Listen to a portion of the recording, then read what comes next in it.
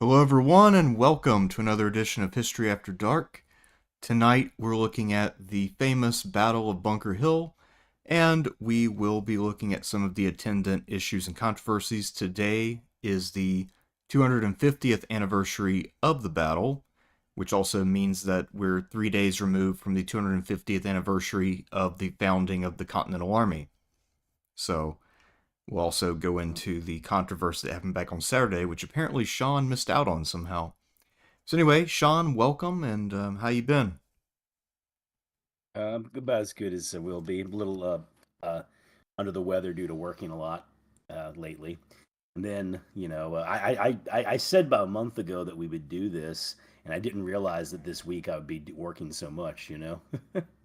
um, so, uh, but one of my favorite battles. So glad to be here for that. So, anyways, how are you? I'm doing all right, man. Just trying to secure employment for the fall and dealing with other Oh things yeah. that are kind of important. But yeah, otherwise, I guess I'm doing all right, making a little bit of progress here and there on different projects, including some YouTube stuff, also some research. Oh, But yeah, so a reminder for anybody who might have forgotten, Sean is still trying to raise money for his 5 volume work on Petersburg, getting maps for that. oh, The link is in the description for the GoFundMe. and we done quite a bit on that, by the way. It's been going rather well, I must say. You know. Um, yeah, I'm at 1,200 right now, so we're coming right along. Yeah. And one quick note, so the last couple days I've been listening to an audiobook by Joyce Lee Malcolm called The Tragedy of Benedict Arnold, and I recommend it. I'm only about a quarter of the way through so far, but it's actually quite good. I've learned a lot, and I anticipate learning a lot more about Benedict Arnold, his upbringing, some of the formative experiences in his life that I didn't know about. So I highly recommend this book, and if you look at the prices listed, it's something you can get for $4 or $5, and it is absolutely worth that, if not more. So that's a quick So, recommendation while we're on the subject of the American Revolution. So one thing I'd like to begin with is, the Continental Army was founded on June 14th, 1775. So we just celebrated the 250th anniversary. And June 14th also happens to be the birthday of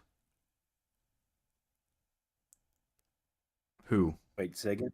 Wait, So who June who's born on 14th June? is the birthday of Oh, oh, I don't know. Donald Trump. Oh, that's right. It was. Yeah, yeah. That's So, why I said it was a birthday thing. yes, so Yeah, that's he right. wanted to have a grand military parade in DC. They spent about 45 to 50 million dollars on this parade, and it was very poorly attended. And all the images of it are people sitting there kind of bored. Trump and her name, Melania, are sitting there scowling in the parade. And some people have made the comment that it was so quiet you could hear the tanks squeal, or not squeal, but squeak. Especially they're showing images of old M4 Shermans rolling out around. But that part I have to push back on a little bit. I mean, those tanks squeak like shit, so, you know, you're going to hear that regardless. But yeah, that audience was pretty tame and quiet. And of course, around the country at the same time, there were the No Kings protests, and there were thousands of those. And of course, the accusation was that Trump was trying to make this whole thing about him and trying to do a dictator style military parade. It looks like the army engaged in what could only be described as malicious compliance, which is where you go through the motions of something and do a shit job on purpose as a form of protest. Because none of the men were really in marching order. And my dad teaches JROTC, and I've seen much tighter formations out of high schoolers than what they showed up with at that parade. And also, a lot of the people in it, including the guy who was dressed up like George Washington, looked bored and disengaged. And then when they were saluting Trump for his birthday, they played the song Fortunate Son by CCR. Ooh, man, that's funny. Yeah, so, a song about draft dodging to a draft dodger. So, That's funny, yeah. man. Um, anyway, I think it's safe to say that a lot of fears people have had about a military coup may have been a little bit exaggerated because the support cannot possibly be there. I mean, clearly for that song to play the way it did, that had to be a decision made by someone with some rank and authority, not by, a private or a corporal or whatever. Or I guess corporal's not a rank anymore in the army, a specialist. But yeah, Wow. so anyway, that was the recent controversy and a little bit amusing. But it is a Yeah. shame that the Army didn't have a better anniversary parade. I mean, you would think a 250-year anniversary, you would have a much more exciting spectacle of some kind if you're going to do it at all. Well, I'd also like to say, though, have you ever known of national morale in America to be lower? Well, that's true. I mean, like, I know this isn't like a current events one, but it's been pointed out that with all the stuff in Iran, one of the most telling things is that you look at for the Iraq War, all the time spent drumming up popular and elite, legal, bureaucratic support for that war. I mean, that was a long process, and one could say the same thing with Iran, but what's going on over there. But our public facing policy to Iran changed on a dime. There's like no attempt to rally anybody to this war beyond just the usual going through the motions stuff that you see in the media. Like, Right. like nothing like what it was for Iraq. You know, so in some ways it makes sense. I've never known people to be so downcast. Well, Um, that, and I believe the other problem is that because the war with Iran involves Israel, and Israel right now is deeply unpopular among the American people, that's also a major factor. yeah, it's I think Israel's maybe a little more 50-50 in popularity than we give credit for. Certain circles, of course, are really despised. That's another one too. I was telling Danny this that I've heard people say like, "Oh, this country has influence on us," or this one, but the number of people I know, both on the internet but also that I meet in real life, who believe in Zog and will say the U.S. of APAC, I've never seen anything like it in my life. Large swaths of this country believe that the government is run by a foreign nation. Yeah, and it's not just crazy conspiracy theorists either who say that. Yeah, and it's I'm not here to get into the ins and outs of that one, but what's more interesting to me is the fact that this belief is fairly widespread, and I hear it all the time, both internet and on the streets. And also And from people on the left and the right. yes, yes, I've never seen anything quite like it before. So I'm not surprised. I really don't. I really can't think of any other time in my life where patriotism's been this low. You know, but I mean, I guess like and really my a good portion of my life, patriotism was quite high. I mean, 80s, 90s, and into aughts. I would say for You know, what I've observed is the peak was after 9/11. There was like a hyper patriotism for 10 or so years after 9/11. And perhaps that era's over now. I would probably cut it down a little less than 10 years, but yes, and with the peak being the first 3 or 4 years after 9/11. But even 80s and 90s was, there was a lot of patriotism around here. It was, I don't know if it was quite, I mean, because it was very overt, but it was also not quite as forceful. I mean, it was What didn't more need to kind of be. goofy. Yeah, I mean, it wasn't super controversial. It was just like kind of more fun. And then you get after 9/11, it's like, okay, now American patriotism is about killing Muslims. Well, yeah, for obvious reasons, it gets more hyper focused. The '90s patriotism was just the gentle confidence of we beat Germany, Japan, and now the Soviets. Who can take us, right? Right. Um, '80s version was more kitschy and comic booky, but also very heartfelt. You know, Yeah, you're right. It was kind of syrupy, but also like a good excuse to just get drunk and have a party as well. yeah, and also like I really do mean like heartfelt. I don't think it was a fake. It wasn't by any in any degree a fake patriotism. Um, or anyway, it was. But I haven't really thought about the '80s variety in greater detail. So you know. But it was definitely more kitschy and entertainment focused, also. With like well, not maybe not the A Team per se, but like so yeah, those like kind of militaristic ish shows like A Team, Airwolf, and of course GI Joe. Right. I You mean, know. I know some people who believe that all of the media from the 80s on was designed specifically to restore America's military support and make people think the military was cool and want to grow up and serve in the Army and Air Force and Navy. I mean, I don't know how much truth there is in that, but I think there's maybe a little bit because the Pentagon usually participates in, say, war movies or games that feature Oh, military equipment. well, they were with things like, say, Top Gun, for sure. I mean, they're intimately involved. However, for something like GI Joe, the creators essentially just said like, hey, we want to make like a fun toy line, and we saw that the patriotism stuff was big, so they were just jumping on what they saw as an emergent phenomenon. You know, uh, although rather clunkily, the cartoon show at least changed GI Joe motto from "Real American Hero" to "Real International Hero." Ooh, that does sound rough. I mean, what are they now, like a UN task force?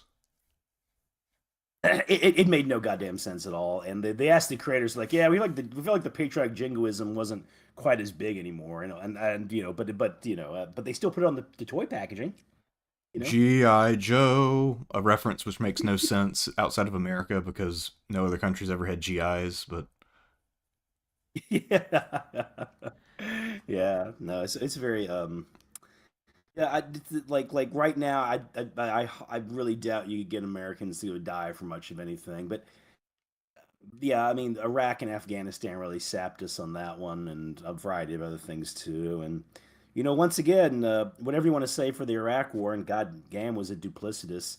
Um, we were openly saber rattling about Iraq going into it, and with Iran, it was just like tough talk.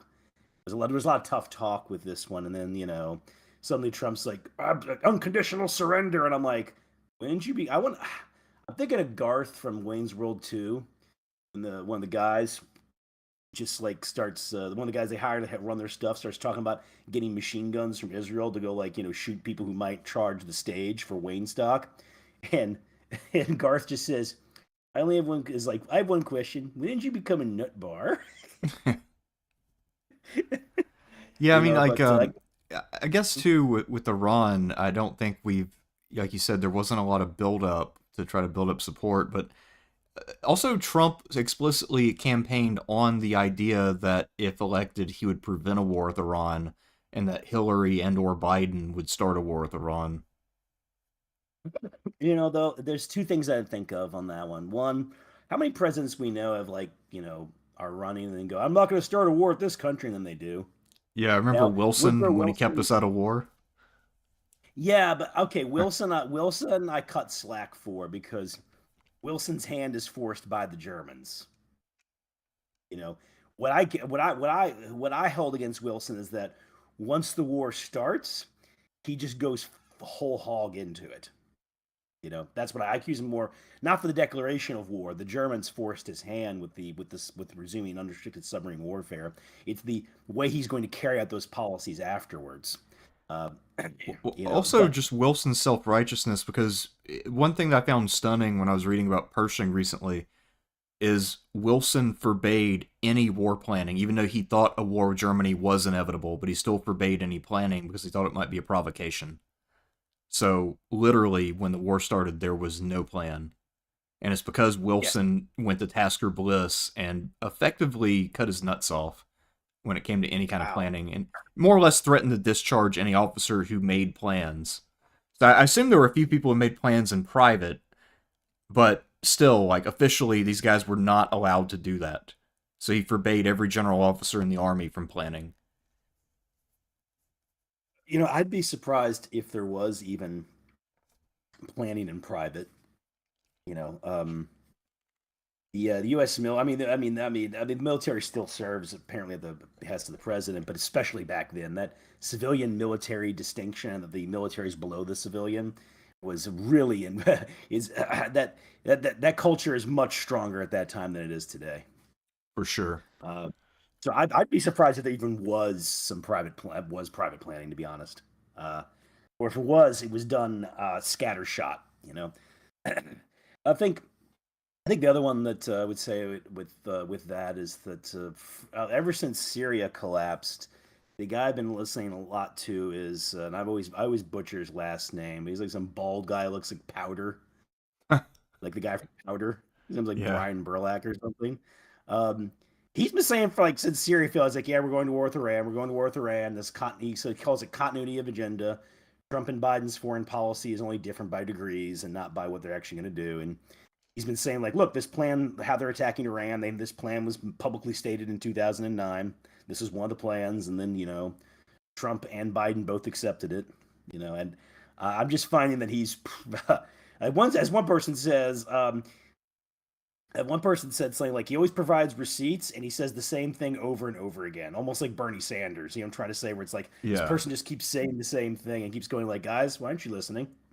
Um, but yeah, it's gonna have a hell of a political fallout, because a lot of people were liking Trump because of the war thing, and then also, like you said, the Israel thing adds a whole other dimension there with just how increasingly unpopular they are, and this isn't going to help anything, you know. Right. Uh, Now, I've also yeah, heard, I mean, there's some former Trump official who is claiming that he thinks that their priority is still diplomacy, despite the saber rattling, but I don't know.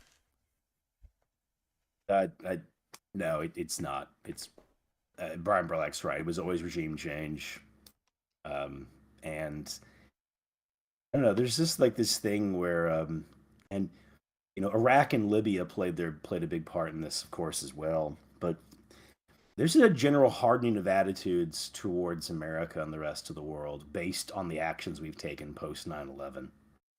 Yeah. Yeah. Uh, yeah. And yeah, so it just, why would anybody want to believe us? And that's what a lot of the people who are our geopolitical opponents say, and they say to other countries, and other countries go like, they got a point there. Yeah, So it's hard to disagree, isn't it? yeah, yeah, and but the thing is, it's I think I think that I think's the biggest blow there is here with this, and this blow already came with Obama. Obama gets elected to kind of to reform a lot of this, and Obama in some ways does because well, in some, of course, lots of ways he doesn't. The Patriot Act's not repealed, Guantanamo's not shut down, and you have what happened in Libya. But overall, Obama didn't really listen to Hawks, so there was some softening.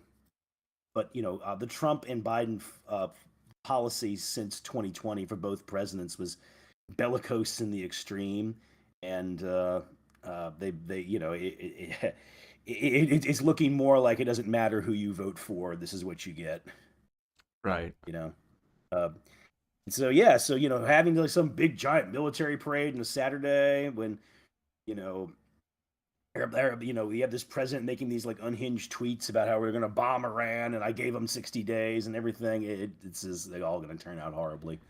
So Yeah, I mean, I guess that effectively you've come around to the position that I've been espousing for as long as this channel's existed, if not longer, that there's only one foreign policy in America, yeah, and that votes I don't think really affect it. yeah, and to be fair, also in the case of Trump, he was hardline on Iran the first time around, but always remember this is the most pro-Israeli president we've ever had. You know, I can't think of one that could outdo him. True. Although Biden gave him a run for his money. But anyways, so Yep. yeah, I'm gonna go refill my water a bit more because like I said, I've been working a whole lot, and all this other stuff happened, and like I don't know, just a little overwhelmed. I need to like definitely have the water nearby because I'm gonna be talking a whole lot for this one All right. since we're on the 250th anniversary of Battle of Bunker Hill. Yeah, and this will be another era in which the newly made flag of the United States was hanging a bit limply in the breeze because, well, I guess at this point it wasn't apparent yet, but as the war drags on, it turns out that both belligerent causes were pretty unpopular, and most Americans, most colonists at the time, just wanted to be left the fuck alone. Oh But yeah, yeah, especially after New York City falls. You know, yeah, the popular fervor of the war is only really heavy for the first 18 months, roughly. So we're in the period where people actually are invested and excited. Invested, excited. Yeah. Anyway, let me go ahead and grab this water. Be right back. All right.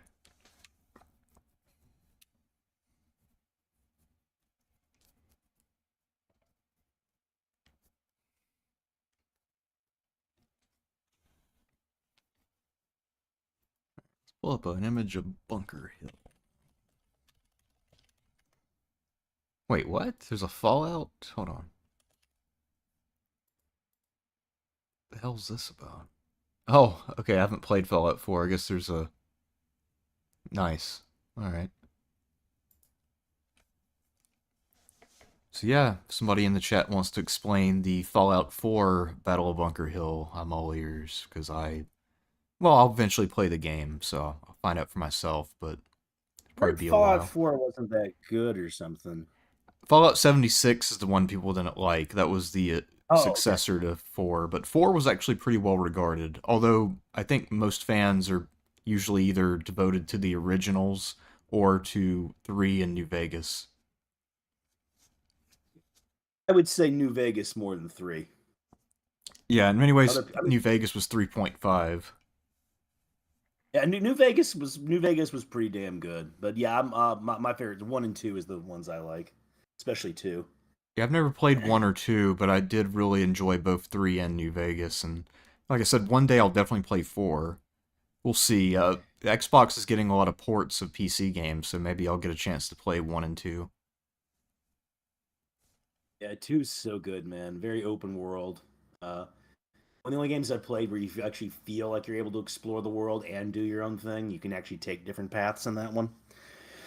Because even some more explorer-based games like Baldur's Gate felt a little more scripted. Right. Although I Yeah. really do love, I do love the old Baldur's Gate '90s PC game. That was an excellent game. So, have you ever Baldur's played New Gate 2 was Vegas? good. Yes, I played New Vegas. I was very impressed. All right, yeah, I played that game a couple years ago. It's a lot of fun. Yeah. I never played Fallout 76, but I didn't hear great stuff. My sister liked it actually, but then again, she also liked Mass Effect Andromeda, which is another game that got pretty panned. But then later she played the original Mass Effect trilogy, and she said, "Yeah, actually, this was way better than Andromeda." Well, real quick then, what's like a Nintendo, like old school Nintendo Sega game that was panned that you like? Um, Altered Beast for Genesis. I know a lot of people hate it, and they think it's way too hard, and it is hard as fuck. But I always enjoyed it. Um, Another one that a lot of people really hated was Last Battle. I actually like that game. I've never beaten it, but it's not too bad.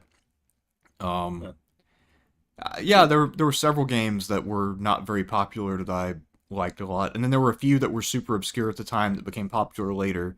Alien Storm, for instance, I remember getting that on discount because nobody wanted it, and now every Sega Genesis collection has it included, and it's considered one of like the 50 best games in the system. So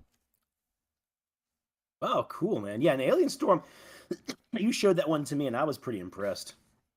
That's a yeah, it's good one. basically Ghostbusters, just a little off-brand. Yeah, a little off brand, but I mean, it's what you would have wanted from an actual Ghostbusters game. Yeah, actually, one of the most Uh, popular games out right now on PlayStation is something that was clearly intended to be a Starship Troopers game, but they didn't get the license. I forget the name of it exactly, but if you just look at everything from the story to the mechanics, the weapons, I mean, it is fucking Starship Troopers just without the label. one of the only ones I can think of off the top of my head that I like, that I recognize that it's, very difficult, and I understand people don't like it. I do like Who Framed Roger Rabbit for NES. Uh, although I admit, like, hard as hell game, it has its problems, but I've always liked it, yeah, I always liked it, and also one of those games where I could tell like they actually like did, even though the game was very hard, they did put some thought into it, unlike some other ones I could think of. Oh, and Jaws for NES. That one to me, I just love how absurd it is. You just have that one level where you're essentially just dropping bowling balls on jellyfish. Right. You know, um, Jaws on NES, man. Anyway, though, so You want to go? So, let's see. Ready for the Battle of Bunker Hill? Yeah, I'm ready to celebrate those brave men in red who charged uphill against those damned rebellious colonists who wouldn't pay their fucking taxes. You're joking about that, but one thing I did find was that British soldiers, when they went to America, were appalled that we were rebelling because they saw how high we live, our high standard of living. They're like, "What do you have to complain about?" You know.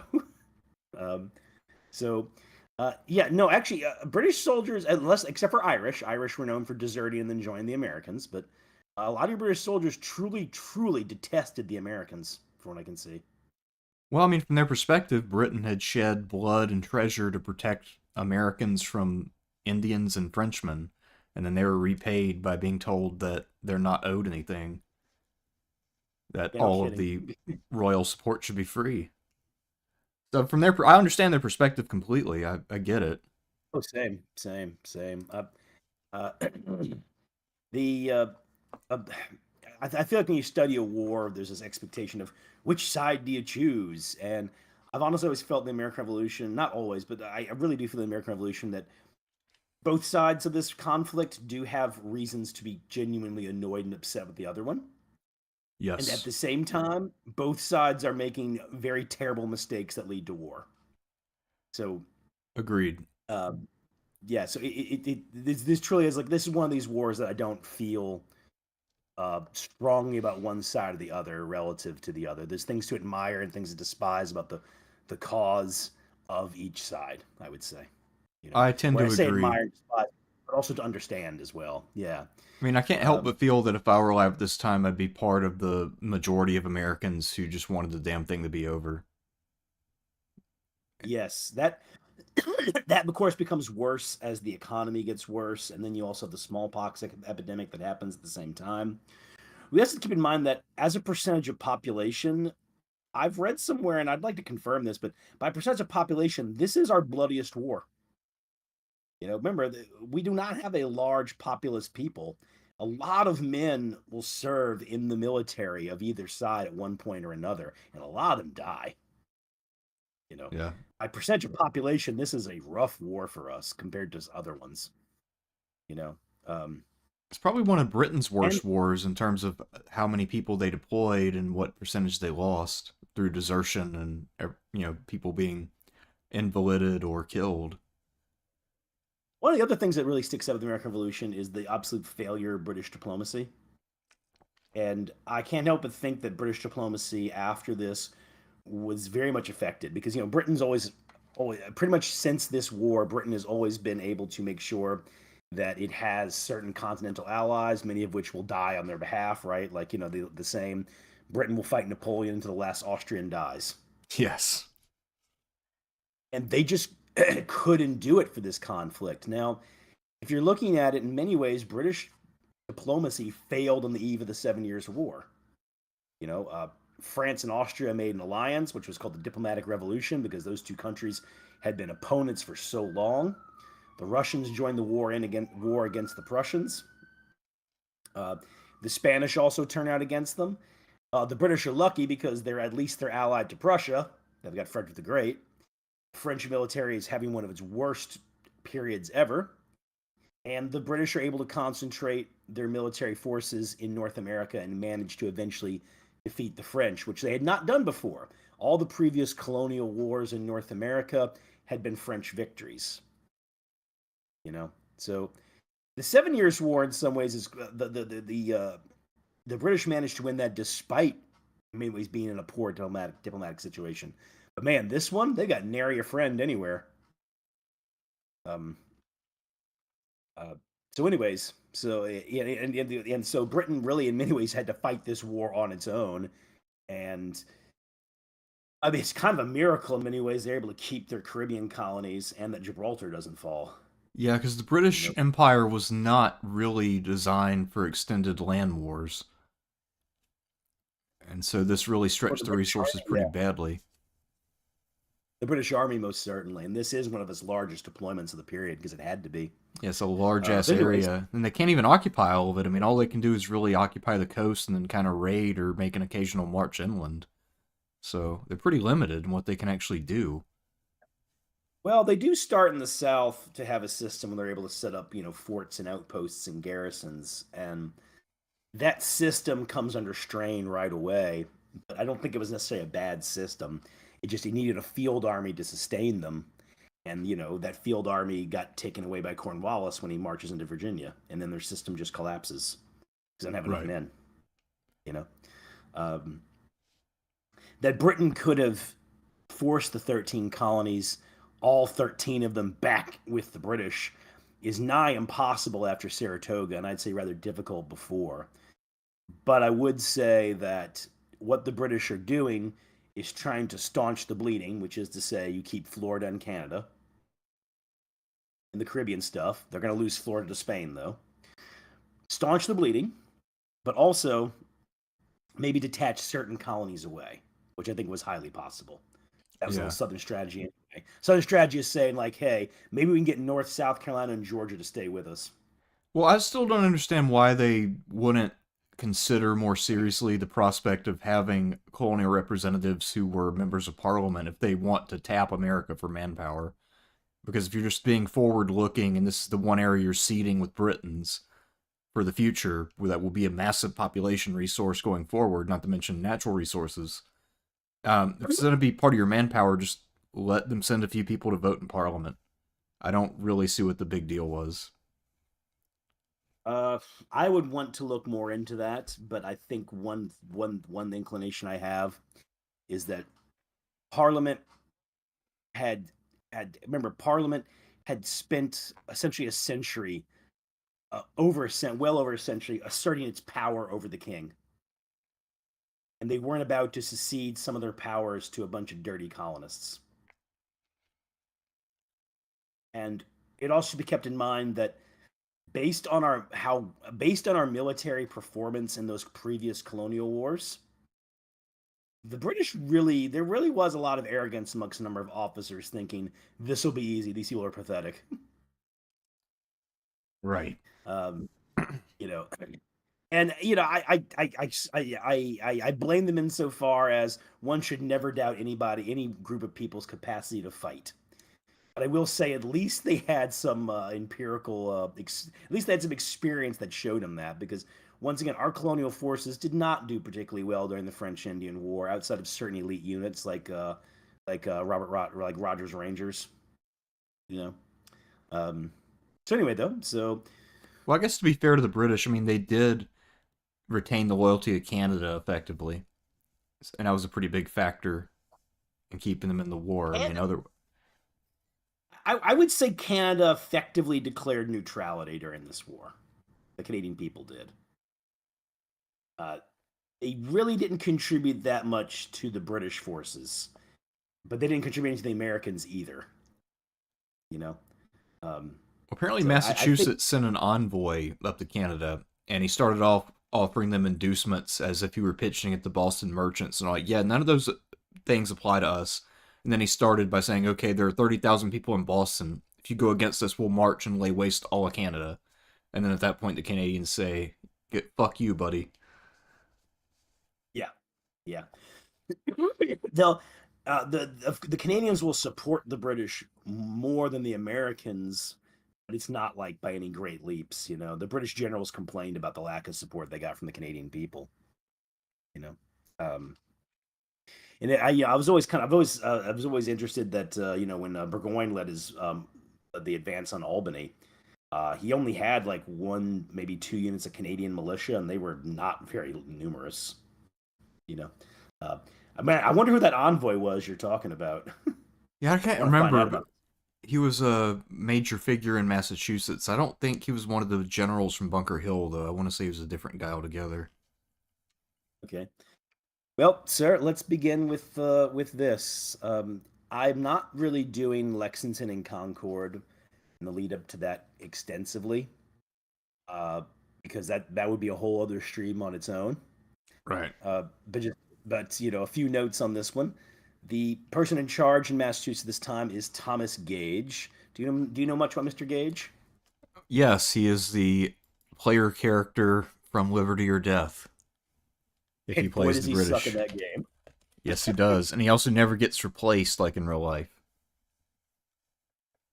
Yeah, and if he does get replaced, you lose the game because you're playing as Thomas Gage.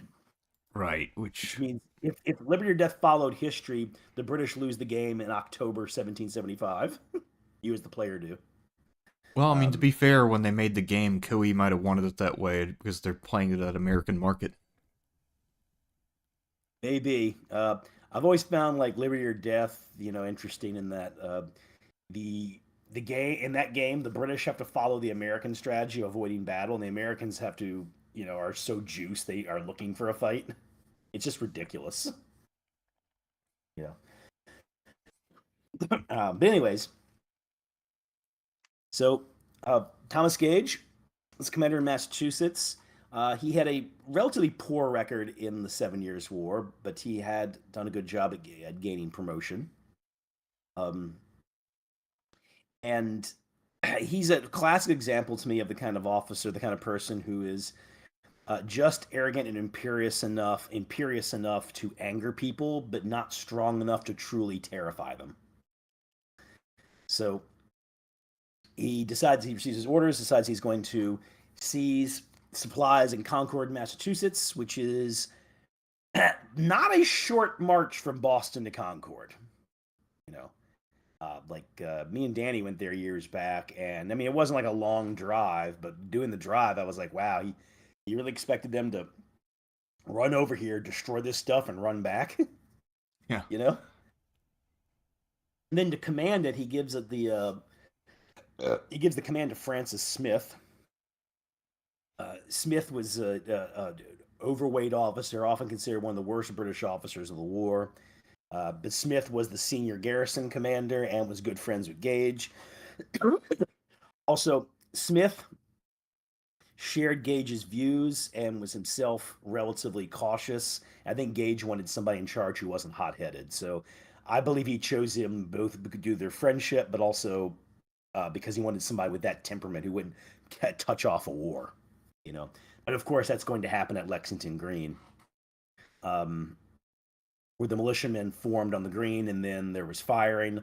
Uh, there's some debate on who, of course, on who exactly fired first. What were the Americans doing? Were they just trying to look defiant? Were they trying to goad the British into shooting first?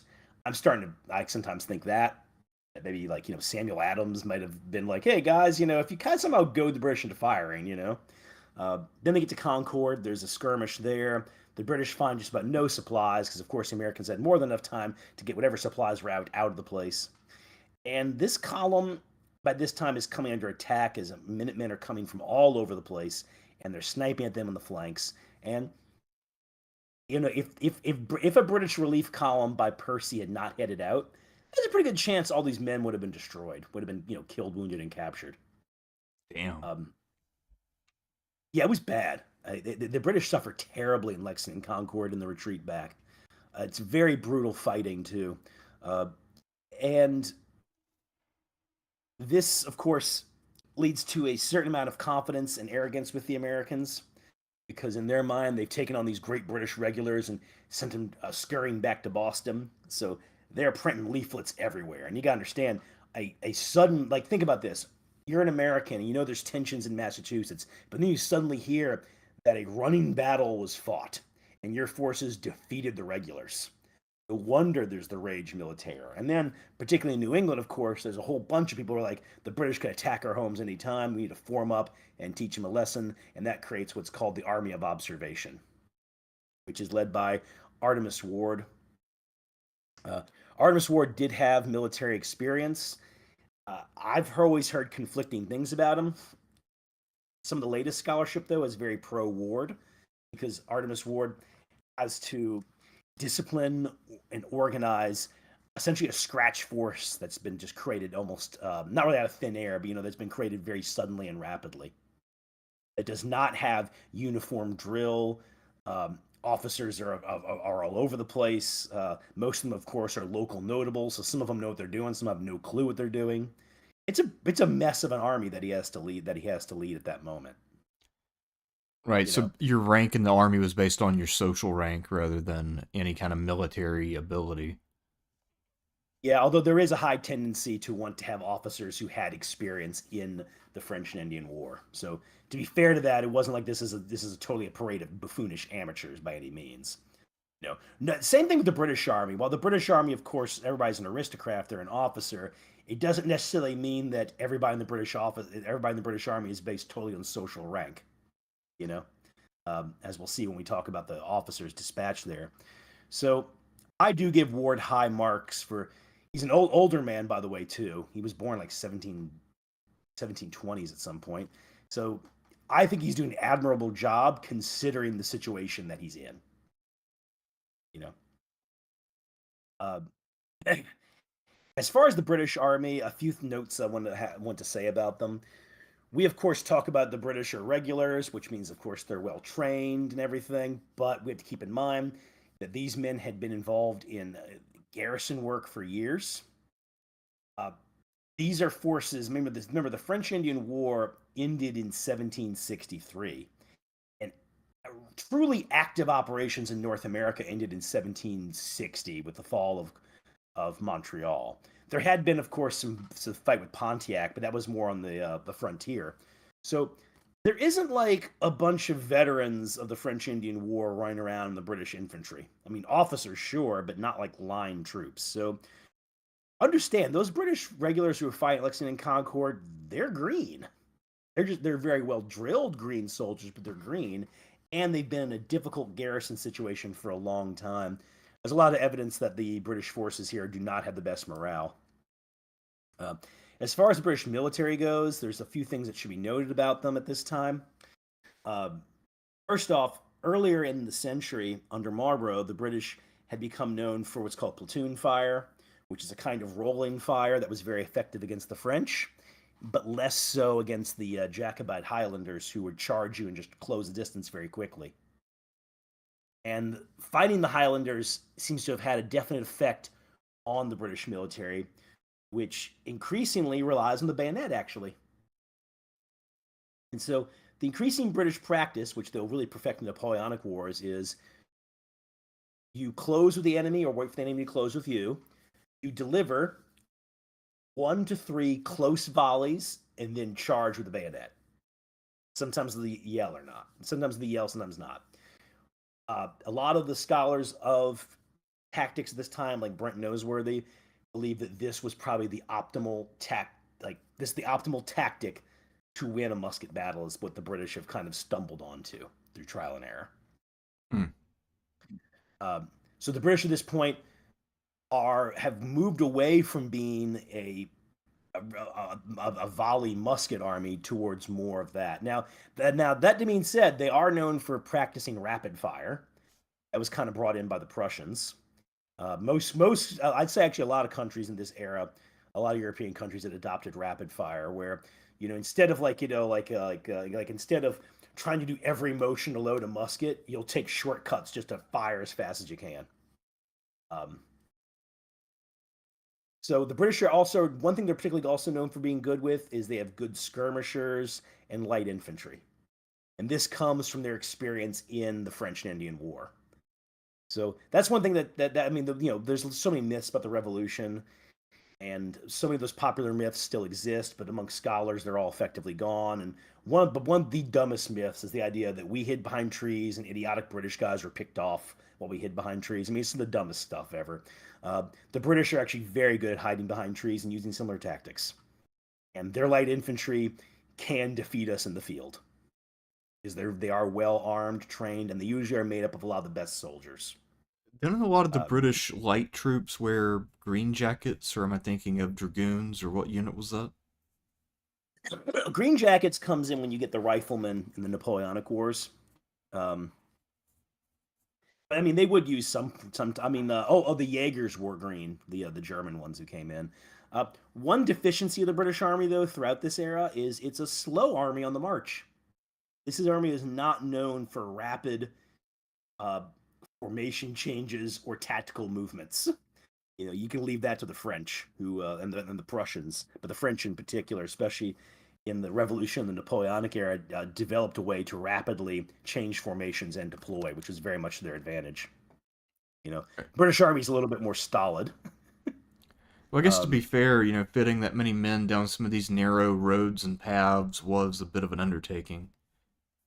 yeah, most certainly. But I'm talking about like in the field maneuvers. The French, the one of the reasons they're able to do that is the French practiced just higher paced movement. Like literally, like I forgot the numbers are exactly, but the Prussians, who could be pretty quick as well, would do like 100 paces a minute or something. The French up there is to 120. Damn. So yeah, so the British though are particularly known for not being able to pull that kind of thing off very well. So once the British Army's deployed, that's kind of what it's going to be. It's kind of not really being static, but it's kind of it's not going to be able to change its formations or position as rapidly as the other ones. I do want to note one thing though about the one of the things is that the British, of course, did rely on what we call Hessians, and Hessians are mostly troops from Hesse, Kassel, and Brunswick, and they also were good with bayonets and had good light infantry. Although, interestingly enough, they weren't that good at skirmish lines, and they also were known for being a relatively slow and ponderous force, at least in terms of tactical maneuvers. You know, but the Hessians are decent troops, no doubt about it. But anyway, Hessians want, but that's a lot outside the scope. Hessians are not going to be involved in this battle here. Although this battle is one of the reasons why the Hessians happen, because the British suffer heavy losses and decide they're going to need reinforcements. Right, and they want So, at any to rate, save some of their regular regiments rather than having them chewed up. yeah. Now, the British side of things, the Gage is reinforced very soon afterwards. There were already troops being sent to him. So his force is going to be increased from 3,000 to about 6,000. Dispatched with him are three British generals. All three of these generals had been not really had been. I'm sorry. All three of these British officers had only just recently made their ranks of major general. All three of them had distinguished themselves in the 7 Years' War. The most famous one is William Howe. Howe was a favorite of James Wolfe. Howe played a major role in Wolfe's victory at Plains of Abraham and the taking of Louisbourg. He was known as being just a daring, young, aggressive officer.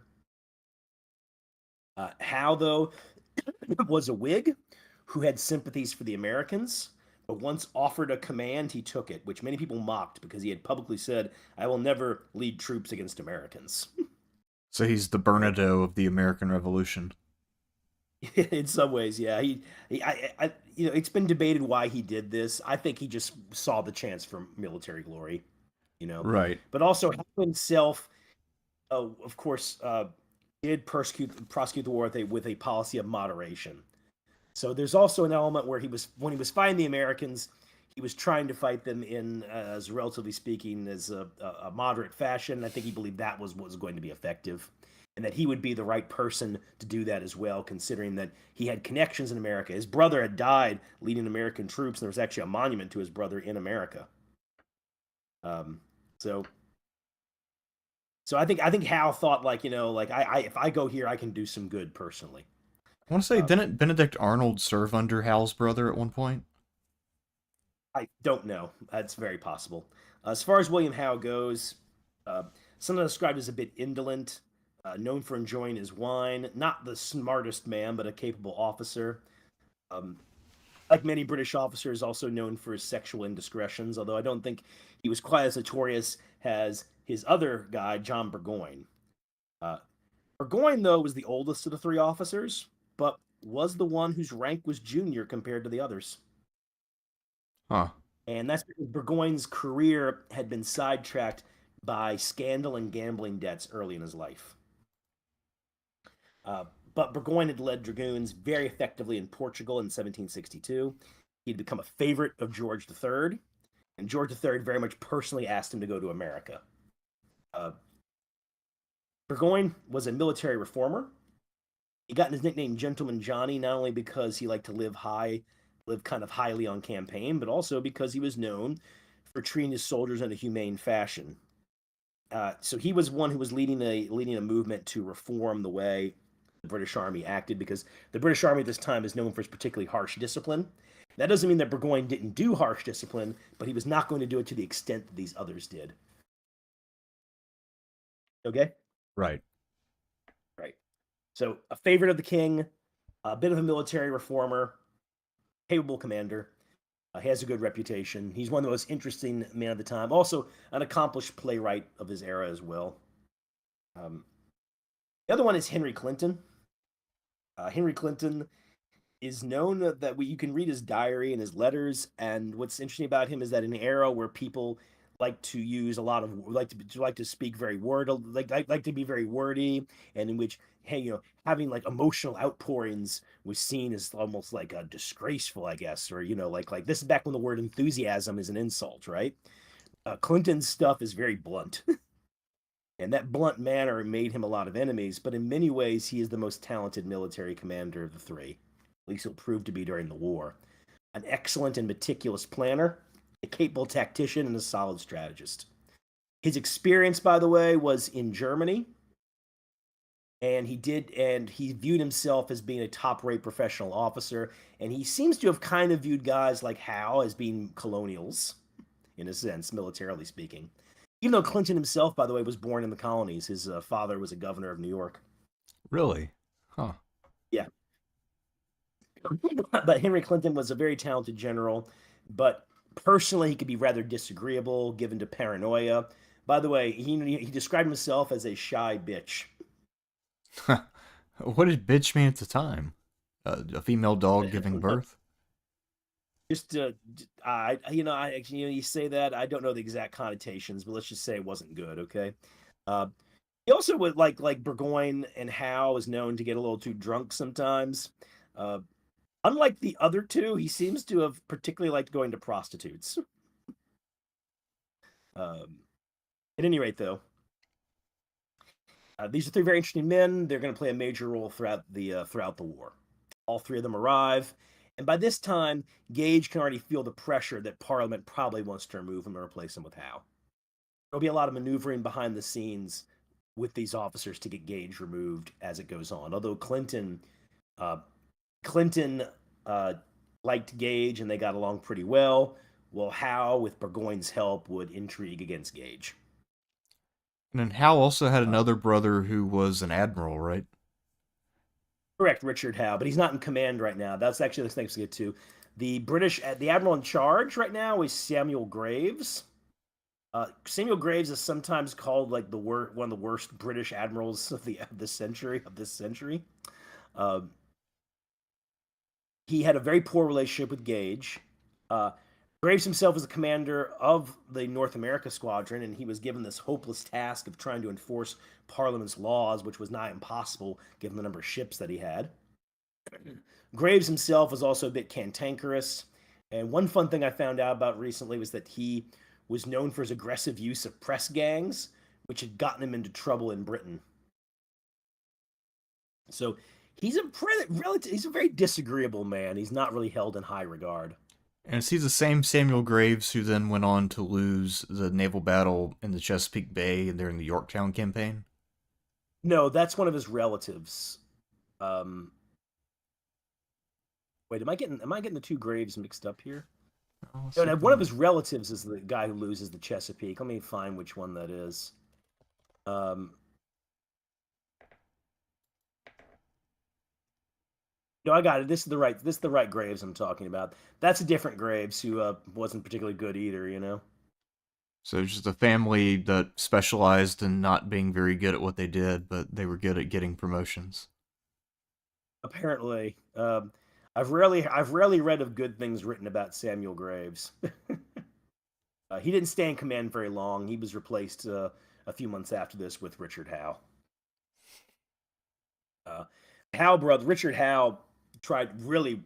Richard Howe, in particular, really pursued the light touch with the Americans, uh, to the point where Richard Howe, when he would blockade ports, he would still allow American fishermen to go out and work. For instance, um, Howe himself, though, while his strategy ultimately failed, Richard Howe was himself a very talented commander. He pulled off a brilliant maneuver against the French right before he left this theater of operations, and he also won a major naval battle against the French decades later. I mean, that's how he gets that battleship named after him, the one of the King George V ships in World War II. Oh, okay. Yeah, Yeah, so Richard Howe is a good admiral, no doubt about it. He, even though his strategy didn't work out here, you know. So, uh, so anyway, so that is the British setup. You already have them; they're already planning attacks and everything. The Americans, on the other hand, decide upon the same thing. What they want to do is seize the Charleston Peninsula because Charleston is a town just north of Boston, and it is unoccupied at that moment. And there's a prominent hill there, Bunker Hill. The idea is that if they put cannons on Bunker Hill, they can fire into the bay and into the city. That'll allow them to control the bay. Now, remember, a fort at this point, ships of the line are very susceptible to shore batteries because of their maneuvers based on the wind. What did Nelson say? No sailor but a fool would like have a ship fight a fort. It's along those lines. Remember, it won't be until steam power that ships get the advantage over shore batteries. To protect said shore battery, they would have to fortify Breed's Hill. Now, Ward did not want this operation, but he eventually acquiesced to it because there's a lot of enthusiasm at this time. And it's also it's understood that if you can gain a success with this, then you will once again you'll control the bay and you'll drive the British out. So, you know, Ward is not excited about it, so he does not take command. Instead, the person who will command there, well, that's a whole other jumble. You know about this with the American command situation? I mean, I know that it was contentious, but I don't know the details by any means. All mixed up on this. The commander could have been Joseph Warren, but Joseph Warren will not take command because even though he's a general, he's never really led troops in battle. So he defers to Israel Putnam. Israel Putnam had fought with Robert Rogers and was already a colonial legend. There were stories about him. That's why there's stuff named after him all over America, even to this day. And, you know, well throughout the 19th century, stories of, you know, Putnam's frontier adventures were pretty common in America. Those really kind of faded out after the Civil War, you find. The only problem is Putnam, while he's a hard, aggressive fighter and pretty well liked by his men, he just has no command and control abilities and never really established them either. And while he was popular with his men, he could resort to pretty harsh discipline, although that comes after this battle. So you can think of Putnam as just like, you know, like a kind of stubborn, hard-fighting man, but not too bright, you know? So he's kind of your classic Bravo, a guy who's good at leading a charge or, you know, getting people fired up in a tavern, but you don't want him in the command tent. Pretty much. But such is his reputation that he is going to be in the command tent throughout 1776. Washington, it could be said, probably relied too much on Putnam in the New York campaign, although eventually he gave him a different assignment. There's amongst the American forces, there's quite a bit of chaos. In many ways, the real effective commander at Breed's Hill, which is the hill they occupied to defend Bunker Hill, will be Prescott. And Prescott William Prescott had already had experience. He had a reputation as a fighter. Gage, when he asked a loyalist who knew Prescott, I think that had bad relative, asked him, well, will you fight? And he said he'd fight you to the gates of hell. So anyway, though, Prescott is going to be the one effectively in command at Breed's Hill. Putnam is the overall commander, and he does have influence in the battle, don't get me wrong. It's just that Putnam isn't able to control the situation nearly as much as he probably should have been able to. But anyways, though, so let me get a sip of water here. Prescott, now the Americans have a lot of problems. You have a mix-up, jumbled number of units. They don't really have good staff work going on, so orders are either not going out or men are just mingling about without orders. One of the worst things is the ammunition. They're not doing this with a hell of a lot of bullets. Now, the British response. Henry Clinton had already been encouraging them to try to occupy the Charleston Peninsula. Clinton suggests that they land troops behind Bunker Hill and take the Charleston Neck. Because Charleston and Boston at this time are effectively cities or towns really on islands. with a thin, narrow neck extending outwards.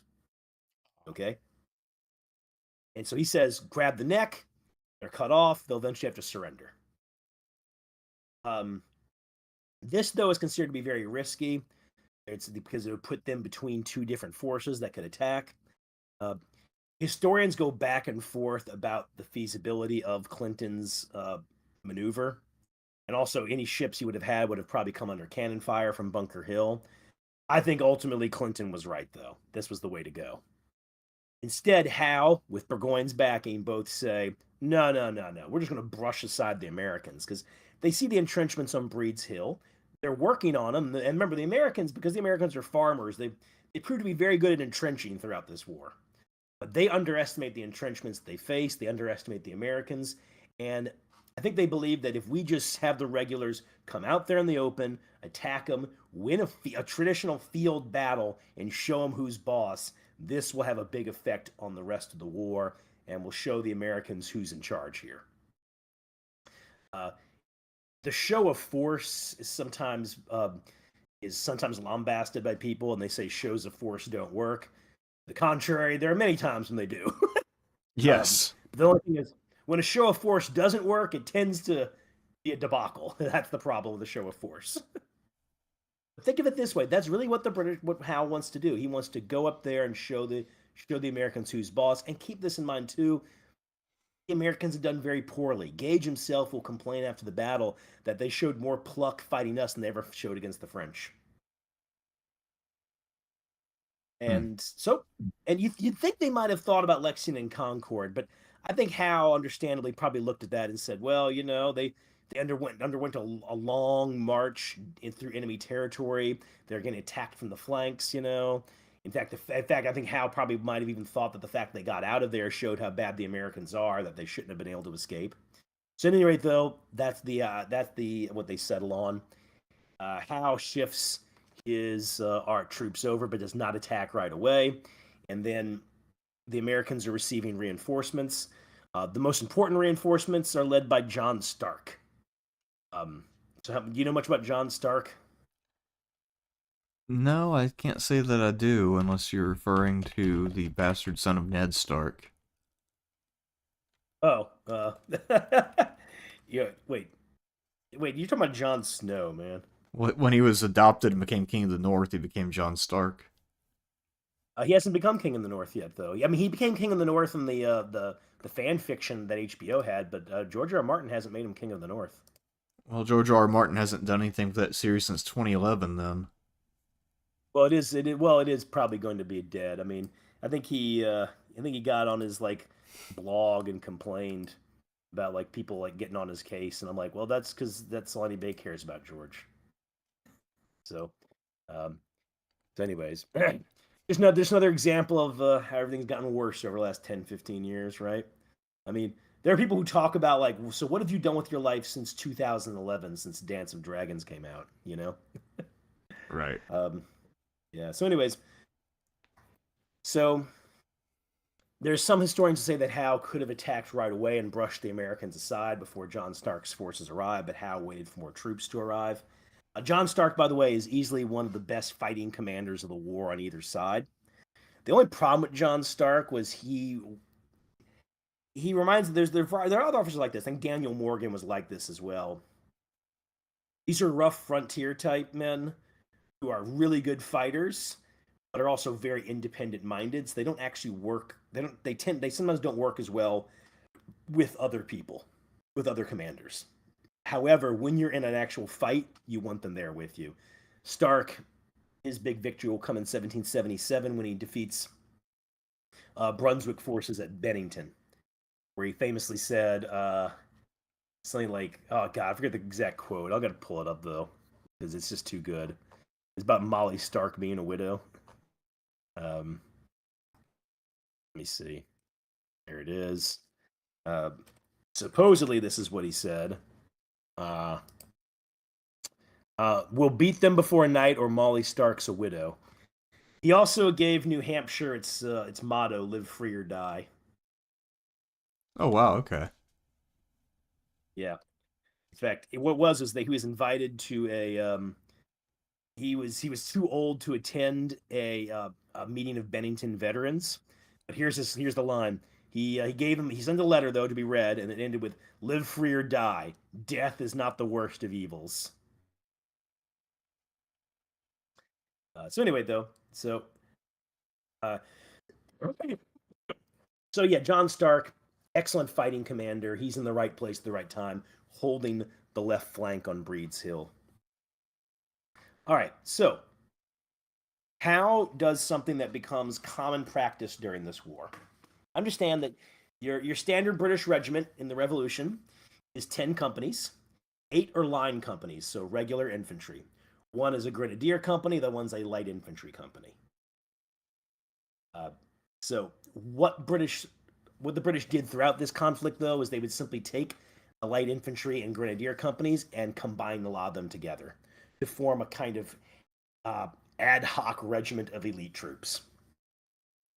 And that's what Howe does. Famously, though, during this attack, before the attack happens, some deserters were caught, and Howe had 1 or 2 of them hanged near where the troops were. He didn't hang all 3 of them because he said, "Well, I need men in the ranks, but I still got to teach you a lesson." So I think he hung one of them. And you got to think about that. These British guys went into this attack with a corpse of a deserter just dangling from a tree. By the way, if you go to the Breed's Hill, the Bunker Hill battlefield site, it's in the middle of Charlestown area, so they only have the hill preserved. They only have the hill itself preserved. Everything else is like residential around you. But they have a pretty good museum in there, and they have a diorama of the battle that is maybe one of the best I've ever seen. And it includes so much detail from the battle, including the guy hanging from the tree. Oh wow. Yeah, it's if you go to Boston, you have to go to the battlefield, let alone to see the diorama. I mean, if you're into those like I am, it's one of not the best I've ever seen. Excellent. Although, by the way, another really good one is the Port Hudson, Louisiana one. They also have an excellent diorama with a lot of good detail. So, anyways, Howe's idea is that he'll turn the American left, which is where Stark and Thomas Knowlton are located. Thomas Knowlton is leading Putnam's regiment. Knowlton is also a very effective combat commander. So, or he's going to prove to be at this point. But anyways, he wants to turn their left flank while the line infantry has a feint against Breed's Hill itself. That would be led by Robert Pigot. Pigot, as he was known for being a short-statured man, pretty good fighter. He has a decent reputation. So anyway, though, they launched their attack, and supposedly the famous order given to the men was, "Don't fire till you see the whites of their eyes." A lot of contemporary historians think it was never said. I think it probably was said because lines like that had been used before. So understand that this was not a line that we invented, which is what Americans used to say. No, the saying "Don't fire till you see the whites of their eyes" had been a kind of order given in previous battles. And so I'm inclined to think that these guys, probably somebody said it. Now, was it Prescott who said it? I'm not necessarily saying that, but I think somebody said it. One thing's for sure is they wanted them to fire at close range because, remember, they don't have a lot of ammunition. So limited ammunition, you make every bullet count. Stark put a marker about 100 feet in front of his men and said, "Don't fire till they pass this post." Well, Stark and Knowlton's men inflict horrific losses on Howe's flanking force. Numerous officers around Howe are killed or wounded. Howe himself said something like the equivalent of, "At that moment, I felt something I had never felt before."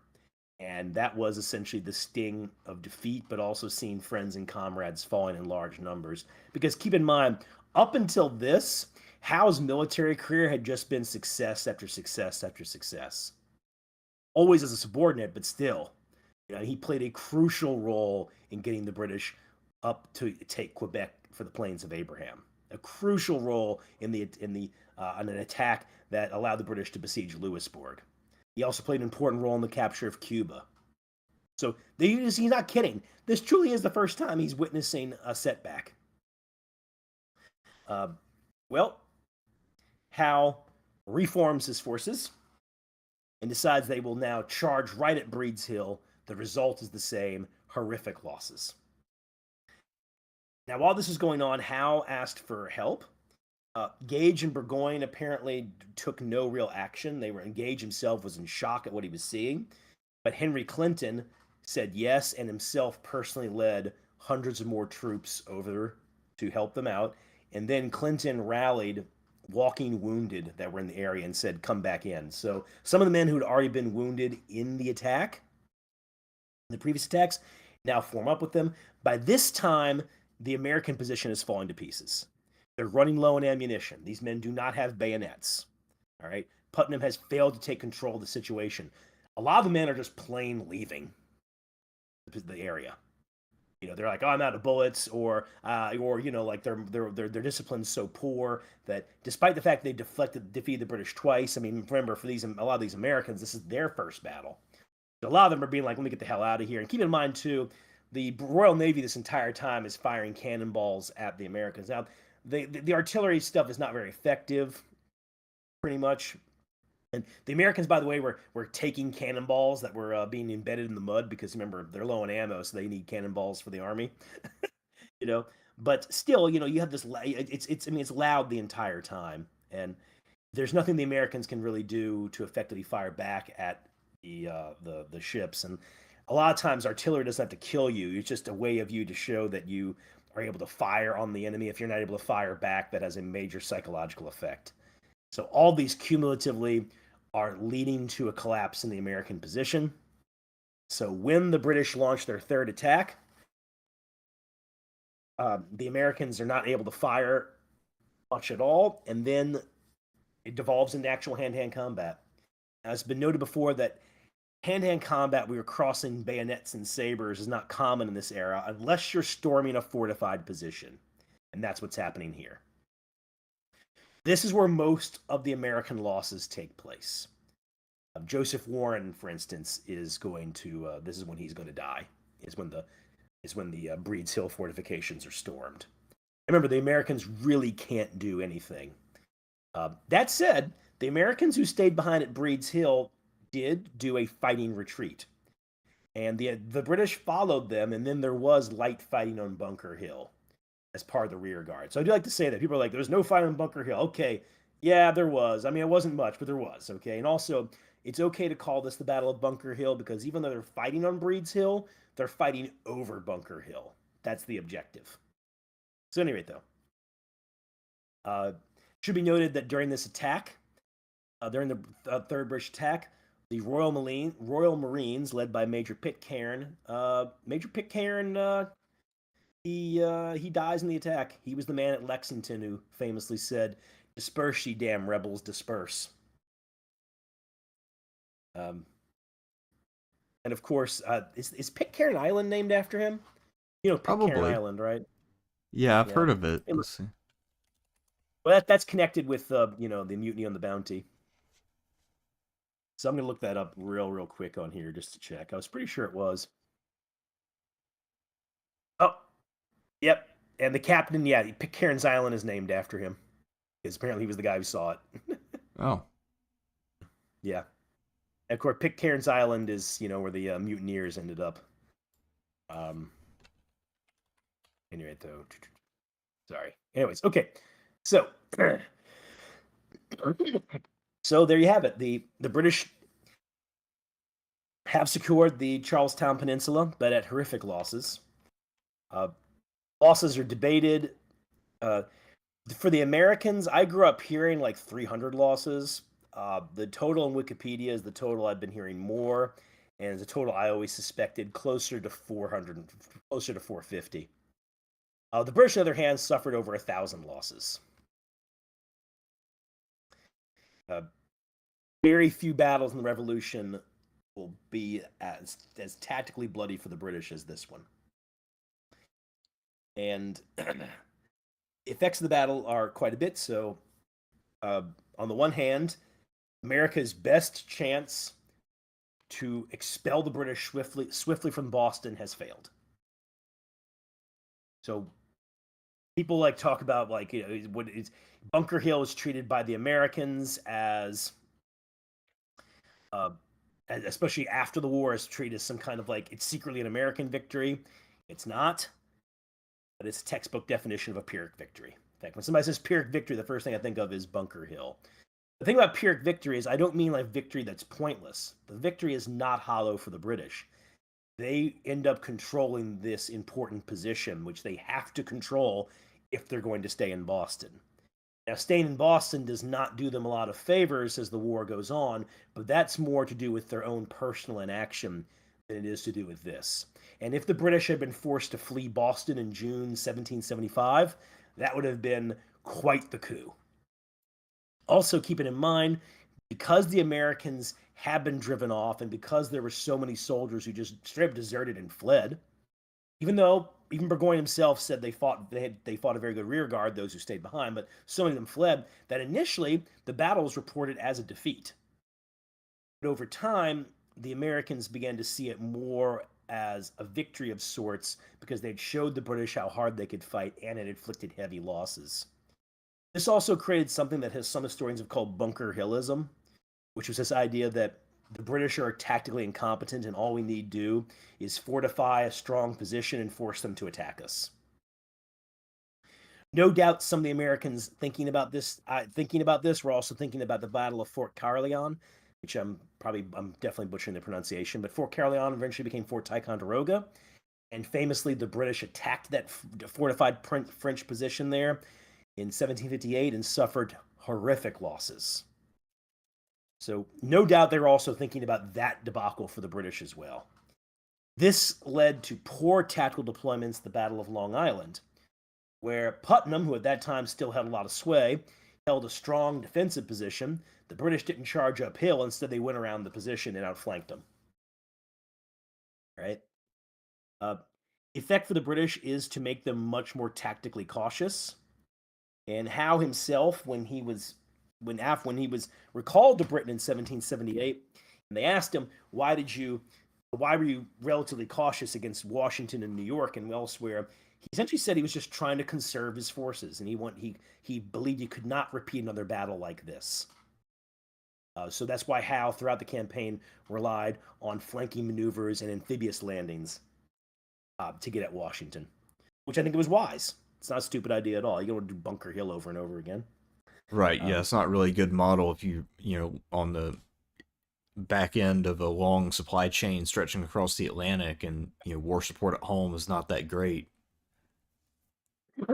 Yes, that's something to keep in mind. The Revolution was always a conflicted war for people back home. The British, of course, do manage to raise troops and send them in large numbers. But as this war, at first they're going to make up for losses and to have more men, they're going to hire the Hessians. Now, we say the Hessians, we call them mercenaries. Really what it is that they would go to they were going to the German states and saying, hey, we're allied. Can you just send us troops and we'll pay you for it, the government for it? And, like I said, the Hessian forces overall were pretty good. Also, especially after Saratoga, the British will increasingly rely on loyalists. One percentage I've read said that by 1781, 40% of the British Army in North America is North Americans, is loyalists. Howe, though, by the way, was reluctant to recruit loyalists. Henry Clinton was not. All right. So keep that in mind. The British throughout this war have manpower issues, so that's smart on their account. And of course, the battle also took down Thomas Gage. His report on the battle did not put him in a favorable light. And of course, Howe and Burgoyne were already intriguing against him. Burgoyne also helped get rid of Gage, and the reward that Burgoyne got was to receive was to lead the reinforcements that went to Canada to go save Quebec. And then, of course, Burgoyne then intrigued against Guy Carleton and got him replaced. And of course, that leads to the Saratoga campaign. As for the Americans, this showed the strengths and limitations of their forces.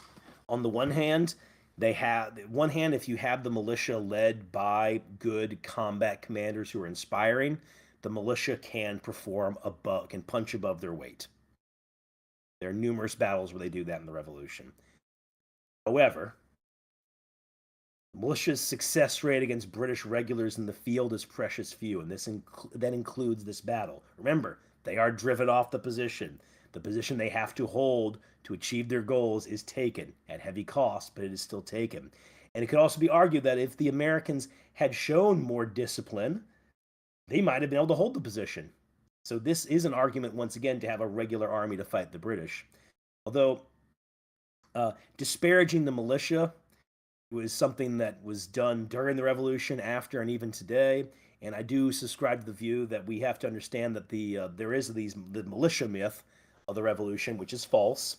But at the same time, the militia played an important role.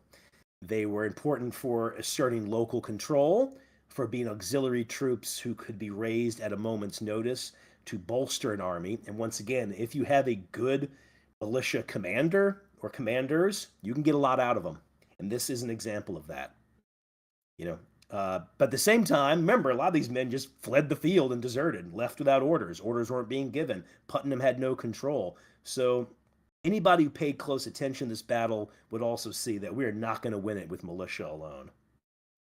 But that kind of the militia can do it spirit would exist well into the New York campaign. By that time, though, it's pretty much shattered. Right. So, at any rate, though, do you have any questions? No, I think that was a pretty good compact presentation of the Battle of Bunker Hill and the major impact of it. I mean, certainly it definitely influenced the thinking of both sides, as you said, especially during the New York campaign, and with the British Yeah. trying to figure out how to avoid it, the Americans trying to figure out how to recreate it. So The Americans never really do. So it became You their know, Kanai, their moment that they're trying to recreate over and over, and it never quite comes to pass. yeah, and Bunker Hill it's a one-off. The closest battle to Bunker Hill in terms of just the loss ratio, and also is Gulliford Courthouse, which itself is a fascinating battle. But Gulliford Courthouse is in many ways a different beast altogether. Yeah. Yeah, Guilford Courthouse is definitely different, and I would say that one is more of a classic Pyrrhic victory. Yes, because the British do get something out of Bunker Hill. They make sure they can keep Boston. They don't get much out of Gulliford Courthouse, although it should be kept in mind that I think Gulliford Courthouse, whatever advantages the British could have gotten from the battle, was wasted by Cornwallis's mistakes after the battle. Well, what they got Nothing about was Gulliford. possession of a Hmm? field without really doing any kind of major damage to Greene's army. No, Greene's army was in bad shape right afterwards. What they It was were able to not capable. regroup, so it wasn't lasting. They're able to regroup because Cornwallis goes to the coast. Right, but I mean, he also took some heavy hits in that battle too, so it wasn't as if he was in a good position to just gun straight for them and try to wipe them out. No, but the point is that Cornwallis goes to the coast to get reinforcements, and from there does not return to confront Greene's army again. Instead, decides he'll go to Virginia. I think that if he just gets reinforced and then confronts Greene's army again, nothing Greene can do. But and it's kept in mind too that other officers at the time were looking at Cornwallis, being like, "What in the hell are you doing? You're just going to leave the interior to Greene's army," which is what he does. So the advantage that he had was that he battered Greene's army. Greene's army is in poor shape afterwards and can't do much. But Cornwallis then fritters that away by going off on a fool's errand. I really do consider Cornwallis turning to Virginia one of the dumbest strategic maneuvers I've ever read about in history. So if you're thinking about the British generals of the Revolution, I mean, who do you think should have been in command in the Southern Theater for the British? Oh God, I mean, I don't know off the top of my head. By that time, I guess maybe Clinton should have stuck around there. But in some ways, Clinton has to be in New York. And keep in mind, we look at New York and we go, "Oh, it's a static front." But no, I mean, there's skirmishes all the time. There's several small assaults, and also Washington almost launched a full-scale attack on New York before Yorktown happens. So there almost was the ultimate throwdown battle of the war right then and there. Yeah, and And Washington so, was very serious about that plan. He'd been planning it for a few years. yeah, he was undoubtedly very serious. So I don't really know. Cornwallis wasn't the right man for it. Cornwallis also was having a lot of problems. He didn't like Clinton. He didn't like his assignment. He didn't have much faith in it. His wife had just died. He was not in the best of. He was not in the best shape. You know. But anyway, though, I don't know who else off the top of my head. Um, I have to. Yeah, I don't know. It was Charles Gray. Yeah, Charles Gray might have been a good choice. But Yeah, Charles Gray, we don't know how he would have fared as a strategist. He was a top-rate tactician, though. and follow-up question, what do you think might have happened if, rather than sending Arthur Wellesley to Spain, the British had instead sent Charles Cornwallis? They think about doing that? Yes, he actually was in serious consideration, but he was ultimately ruled out largely due to health concerns and his age.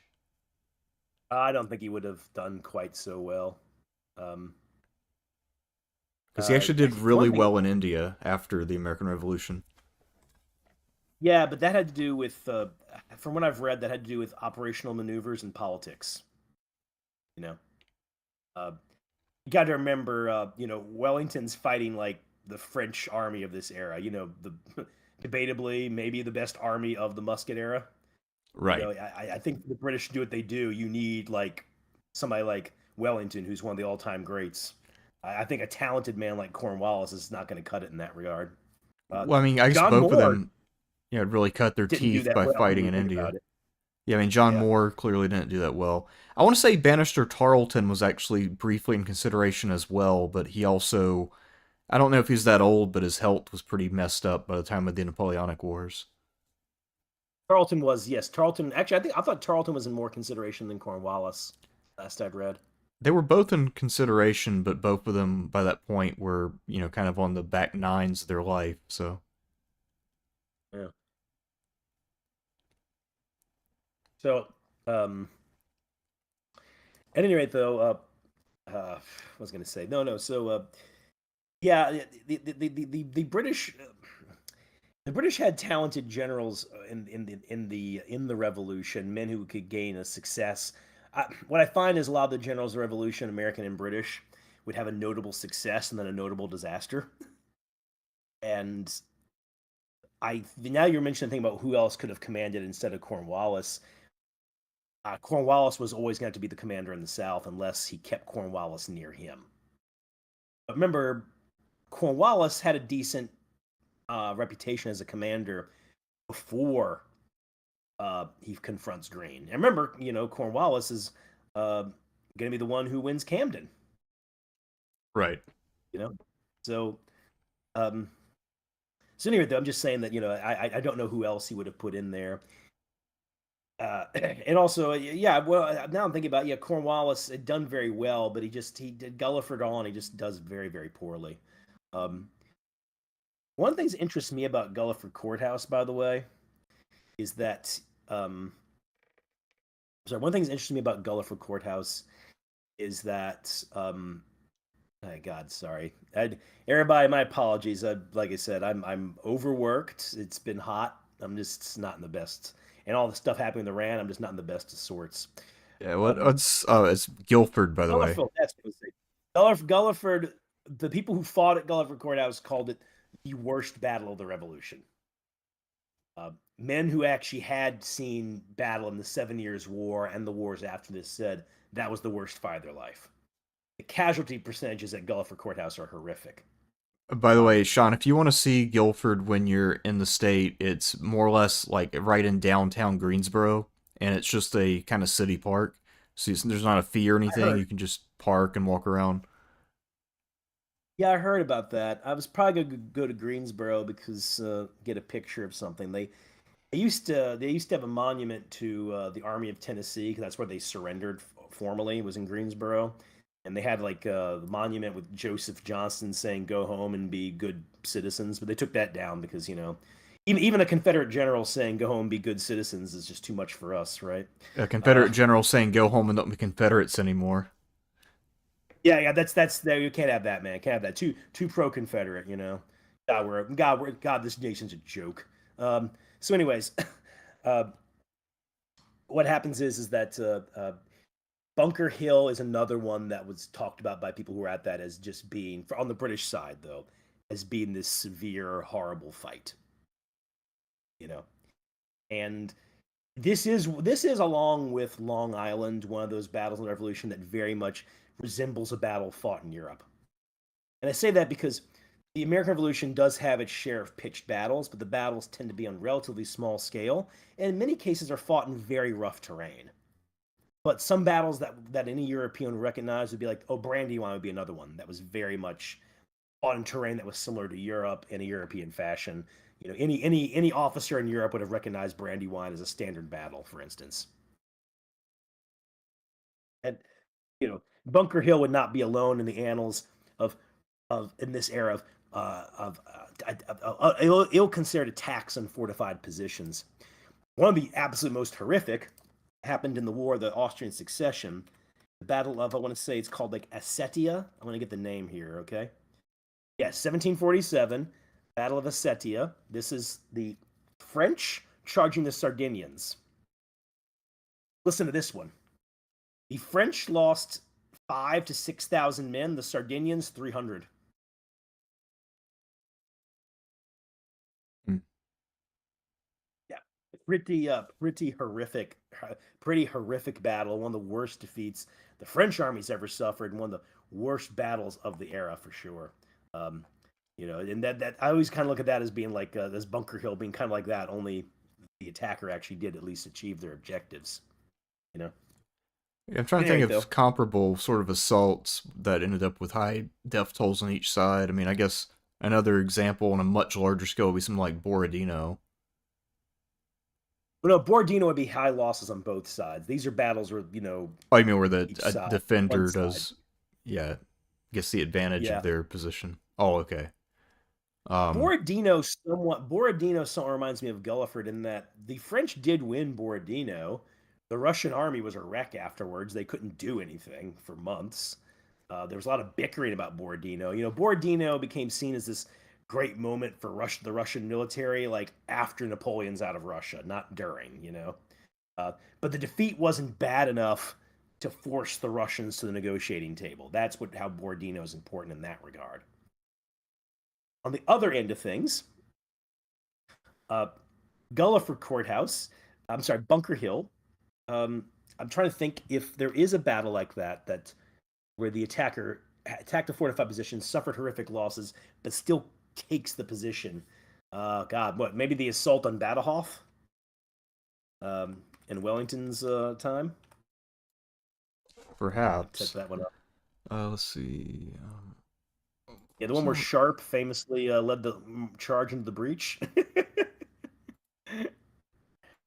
right. um, Yeah, no, actually, no, that is an example of that. The British losses were truly horrific at Badajoz, so that'd be an example. Um, I want to know one thing. Uh, June 17th became a celebration day in New England, especially Massachusetts, as time went on.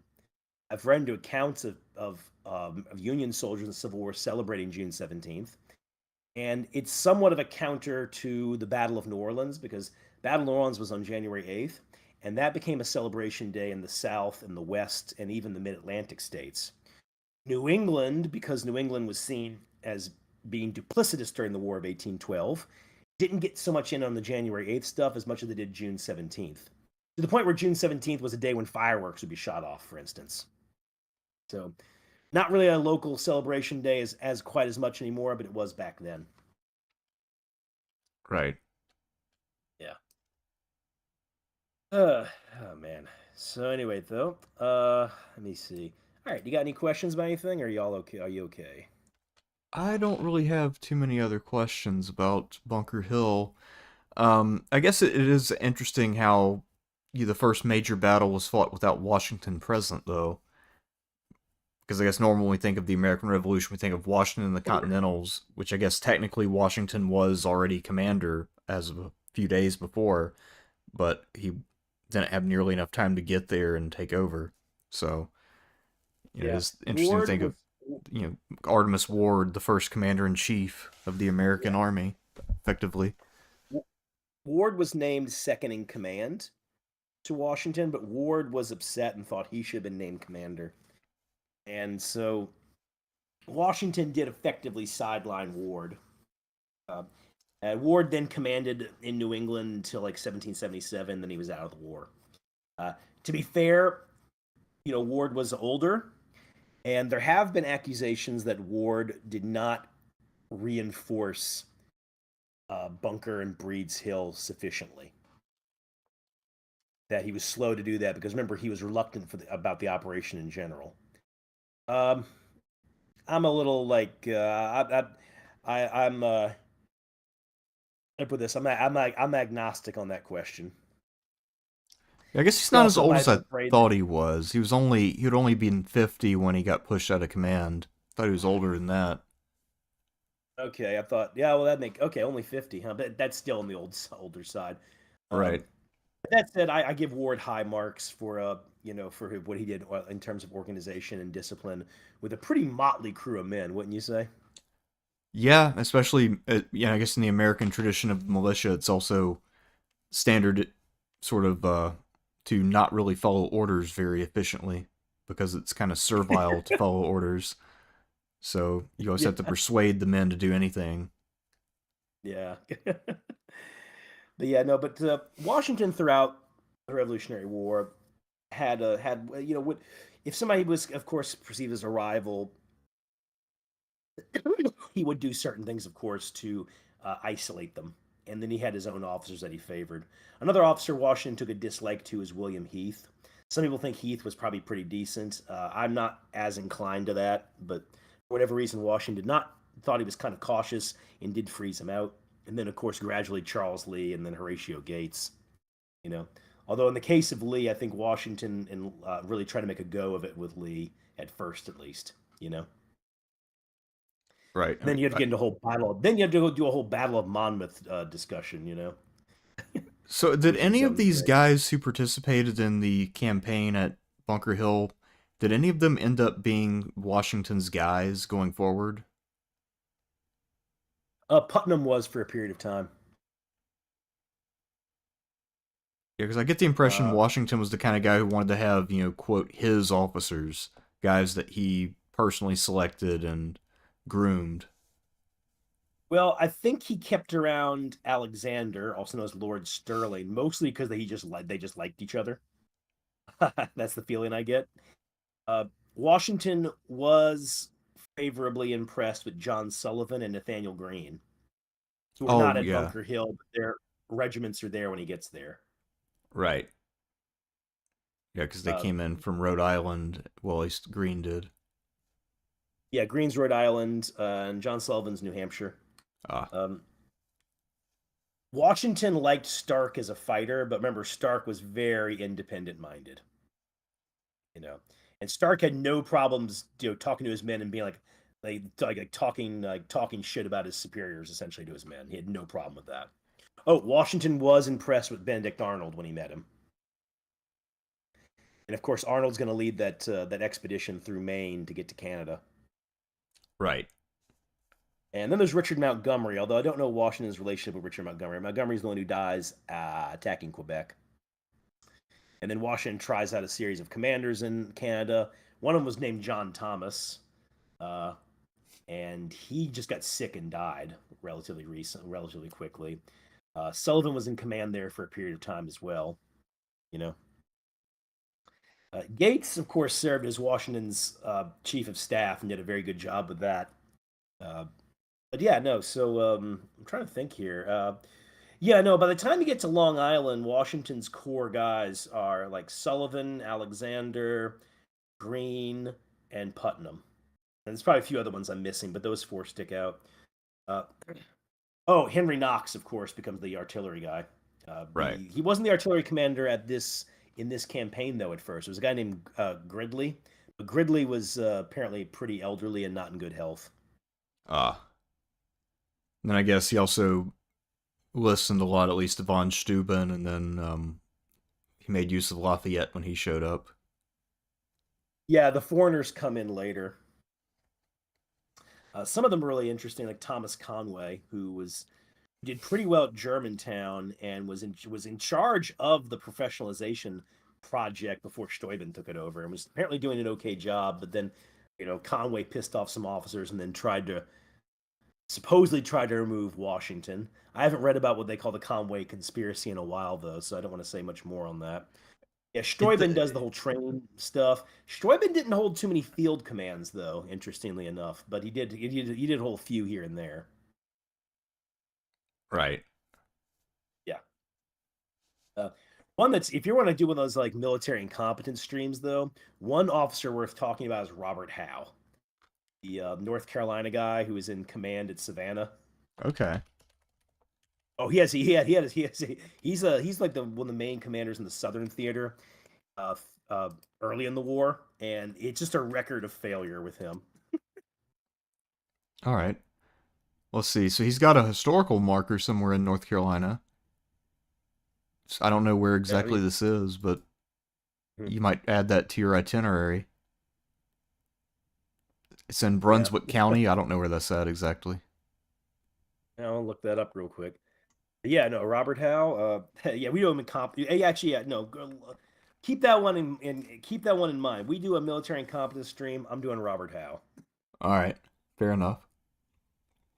Oh, Brunswick County. That's on the South Carolina border. Oh, That's pretty yeah. far south. Yeah, Oh yeah, you it's the can. southernmost county. I Must be won't be able near to the get to Cape that. Fear River. By the way, the Cape Fear Yeah. River now is full of fucking alligators. Yeah. Like how As of bad? the last 30 or so years, yeah. Like you can if you go to the battleship North Carolina in Wilmington Harbor, there are alligators swimming around it. It's awesome. I love alligators. Yeah. And there's a lot of them too. It's not just a few. I mean, you look down and you'll see multiple at any given time.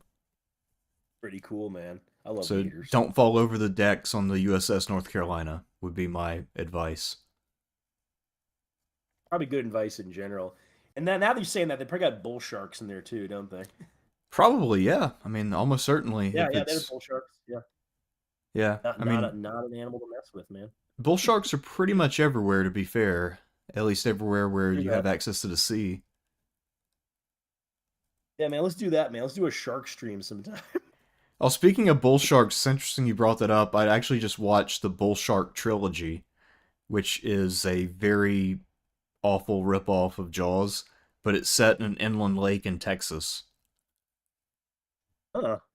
Did you hear about those bull sharks in Australia who were at the golf course? No. Yeah, they think what happened is that there was probably a flood, and these bull sharks got stranded in a kind of like a big pond in an Australian golf course, and they managed to live there a while. I think they're still there actually. I'm saying that because I'd always heard that bull sharks, of course, they can survive in fresh water, but probably only for like 1 to 2 years. But these guys survived in fresh water for a long time. I've heard they can last up to 4 years in fresh water. It's not as, the lifespan they'd have in salt water, but they actually can survive for an extended period. Yeah, and the bull sharks, they've been caught in the Mississippi River as far north as Alton, Illinois. Yeah, which is a little bit north of St. Louis, I believe. Yeah, So, uh, actually, it's right. Yeah, yeah, barely just around St. Louis. yeah, no, bull sharks are honestly scarier than great whites in terms of the probability that one would actually kill you. I think they're also more aggressive. They are. They are. The one that apparently it looks like it has the lowest survivability rate is a tiger shark. And the reason is because, I mean, we're not talking oceanic white tips because you can't really measure those because, if you run into oceanic white tip, it means you're stranded, right? So great white sharks we're finding are more finicky eaters than we thought. And a lot of them, not always, but a lot of them will bite a human and then let go because either want to wait for it to bleed out, person might get fished out, or they go, oh, God, I don't like the taste of that. I'm out, you know? Uh, and Tiger sharks are the least finicky of sharks. I mean, they'll just eat just about anything. When they talk, I mean, that was the line they have in Jaws. Tiger sharks like a garbage can, and it's true. Whenever when I was a kid, and they would talk about wacky stuff they found inside sharks. It was always tiger sharks. They have really nasty teeth, and because they'll eat just about anything, them and actually bull sharks as well. Bites for them are more likely to infect you than they would white sharks Really? if not properly treated. Yeah, Huh. because and also the same thing with bull sharks. Bull sharks also tend to like they're aggressive and they hang out very close to shore. And bull sharks are known also to congregate in areas where humans like just dump garbage and stuff. So bull sharks and tiger sharks also have like just their teeth got some nasty bacteria on it. So those in particular, you got to get them very properly treated. Um, yeah. So wait. So bull shark is what about people at sharks in a Texas lake? Yeah, so the premise was that this one redneck dude found a dead shark on the beach and then drove back to, I guess it'd be Lake Ray Robert or whatever it's called, which is north of Dallas, and dumped it in the lake. And he didn't know it, but even after being out of the water for several hours and collecting flies, this was a pregnant female shark. And as soon as the body was dumped into the lake, she gave birth, and now her baby was swimming in the lake. And this baby was big enough to be a man eater already, and immediately got to work. So, like literally Like within the same day. Anyway, so it's a very low budget, low effort movie, but it's still kind of entertaining in a way. Okay. Yeah, it's Uh, a I, whole trilogy. I I I admit I like the premise. It sounds fun. Actually, if anything, the first movie's more about alcoholism than about sharks. But Like, is the guy's drunk when he does what he does? well, he's not only drunk a lot, but he also talks about his struggles with alcoholism. So it's Uh, very explicit. But it's also got one of the best study scenes in a movie in terms of getting ready for a mission, because this guy goes through an entire like 12 pack of Natty Light looking at a kid's book of fucking sharks. And you can tell he's struggling to read it, and then you also see him get drunker and drunker as he's going back for more beer. And you see it from the refrigerator's perspective, which is weird, but kind of works. And you like the camera slowly gets blurrier as he gets drunker. uh. Okay, man. I'll take a look at that one, man. Thanks for the. I've never even heard of that. Yeah, it's Oh, on Tubi. I did want to mention something real quick about the about Gage. He's another guy I would do in a military incompetence stream. Gage though did have a high place spy with the Patriots. Not I'm sorry, not Patriots, rebels. I don't like the term Patriots. They're rebels. Um, Named Benjamin Church. But Church wasn't able to warn him about Bunker Hill because Church had been given messages to bring to Philadelphia, so he wasn't privy to what was going on. At the same time, people have suspected that Gage's wife was giving information to the rebels. Margaret Kimball Gage, who has a really amusing painting, by the way. She's just looking off to the side, bored. Oh. So this guy was the Surgeon General of the Continental Army effectively before he got caught as a spy. Yeah.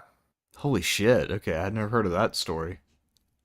Oh yeah, no, he's yeah. They don't like to talk about him too much, but no, he's high ranking. So it's kind of like how Peggy Shippen is not in the portrait gallery in Philadelphia. That makes sense. No, I mean, because I looked for her when I was there. I'm like, where the fuck is Peggy? Because she was a major socialite in her time. She was supposed to be one of the best looking women of her generation. So where the fuck is she? And also, I I really, guess there's that tradition where she's the one who made Benedict Arnold turn traitor. But I mean, not only does the author of the book I'm reading right now say that that's bullshit, but I've always thought that sounds like bullshit. uh, I didn't. I thought how should I say? I thought that she probably played a part in it, but it's not like uh, she's not like the decisive reason. You know what I mean? Right. You know, like yeah, she's not the decisive reason. Um, Anyways, but no, that's interesting. Don't have her picture in the portrait gallery. Huh? Yeah, no. I mean, her sisters, or some of her relatives are there. I want to say one of her sisters, maybe her brother. her parents, but yeah, she's not mentioned, which again is kind of a miss. Because even if you portray her negatively, I mean, she still deserves some presence because she was the most famous member of her family at the time because of the Yeah. fact she was married to Arnold. So just because she might not fit in with the portrait of a hero doesn't mean she doesn't deserve a place there. I do want to mention one other thing too. I think it's worth noting that when we're talking about the opposition to what's going on in America, something I just remembered. Uh, Jeffrey Amherst turned down command in America and essentially said, "Guys, I don't think you can win this one." And William Pitt the Elder was also critical of what was going on. I remember those are the two men who had gained so much glory and fame from the 7 Years' War. And Amherst, uh, some people really don't like him because of the smallpox blankets. Others do think he was like some like mediocre general. But one thing I've noticed about Amherst is he was a master of logistics, organization, and strategy. And a lot of the difficulties Amherst pointed out is what happened in America. So I just want to say that right quick before you went on with Miss Shippen. Yeah, they should have her portrait in there, shouldn't they? But wait, where is her painting anyway? Now that you say it. I don't know where her painting is actually, if or how many there are of her, but yeah, I guess this would have been after she relocated to Britain, so this would not have been during her heyday when she was super popular. Wonder if they have paintings of her in Britain then, in one of the museums. I mean, I don't. Were the Arnolds really that celebrated in Britain? Because I don't think they had a lot of friends once they relocated. Yeah, but there's a lot of art museums in Britain, you know? I mean, Well, I'm sure this might be in one of them, perhaps, but I mean, I don't know where this portrait came from exactly.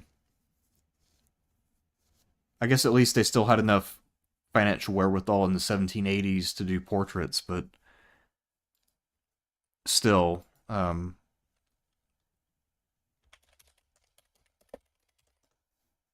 anyway, that's one of my causes is getting Peggy Shippen put into the National Portrait Gallery. all right, I like this. I like this Yeah. cause. So I feel like it doesn't. It's one of those things that it's maybe like a 1 out of 10 importance, but I'm still going to be a vocal advocate of it.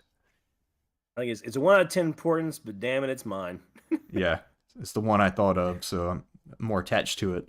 I guess yeah. Last time I was at the National Portrait Gallery was 2018, and I think I'd read something about her, but right before that, so I was on the lookout, and she was very conspicuous by her absence.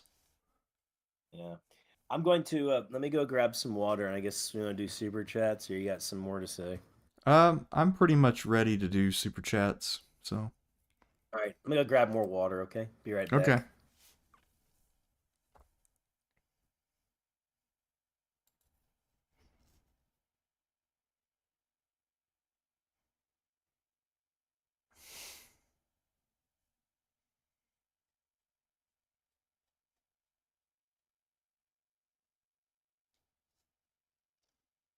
All right. Jeffrey Amherst.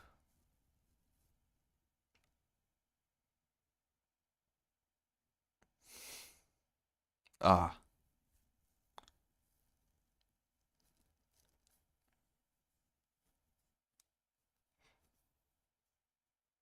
interesting. So he got his name removed from a street too.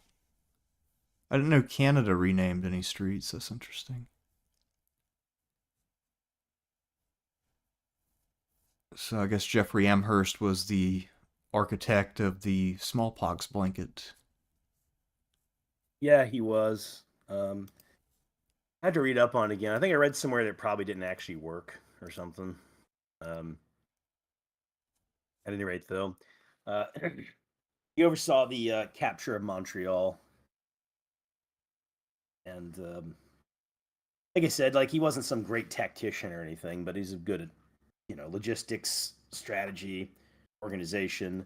No small feat back, no mean feat back then as well, considering that these officers uh, don't really have professional training like we would think of it.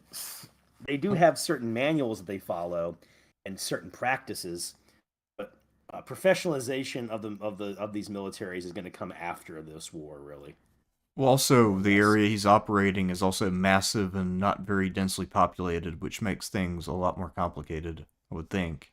Yeah, exactly. So, uh, I think though some another reason for negative opinion of Amherst, I think, comes from that the book written by Anderson, who wrote The Crucible of War. Ah, But one thing which it no, it's a good book, but keep in mind that that guy's bias is that he really likes the indigenous. So if an officer doesn't like the indigenous, they're treated very negatively in the book. Another one would be Mount Calm, so you're saying which that, what's his name, Fred Anderson is a lot like Michael. well, no, not exactly. But I think in the case of Mount Calm's complaints about the indigenous were valid complaints, like poor discipline, might kill your prisoners, you know, they so anyway though there's some accusations that Amherst wasn't as good with that, I guess, but I don't know. I God, now that I say that, I need to read that book again. It's been a long time, since I really looked at the French and Indian War. Yeah, I guess I'm getting the impression that his reputation over time has been taking hits. Apparently, a street in Quebec somewhere or Montreal was renamed that used to be named after him. Yeah, well, I mean, he did capture Montreal, so I guess if you're French Canadian, that makes sense. Yeah, so it was Yeah. renamed something native from the Mohawk language. Oh. Yeah, they should have named after a frog. Personally, that's what I think. They should have named after a frog, probably. Maybe like oh God, who was the guy? Who was Mount Calm's second in command? Levi. Yeah, he's the one who counterattacked and almost took Quebec back. Ah. Yeah, very effective commander. Oh, I just Um, remembered something randomly, but the high school my sisters went to was named Bunker Hill High School, but it was located in North Carolina.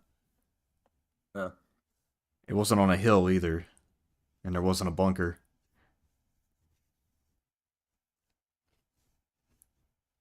But yeah, so I guess a legendary battle of the American Revolution. yeah, A yeah. No, non-reproducible battle. the mistake Amherst made was his treatment of the natives after the victory, which led to his recall. Right. You know, but but his campaign to take Montreal is a model for that type of campaign.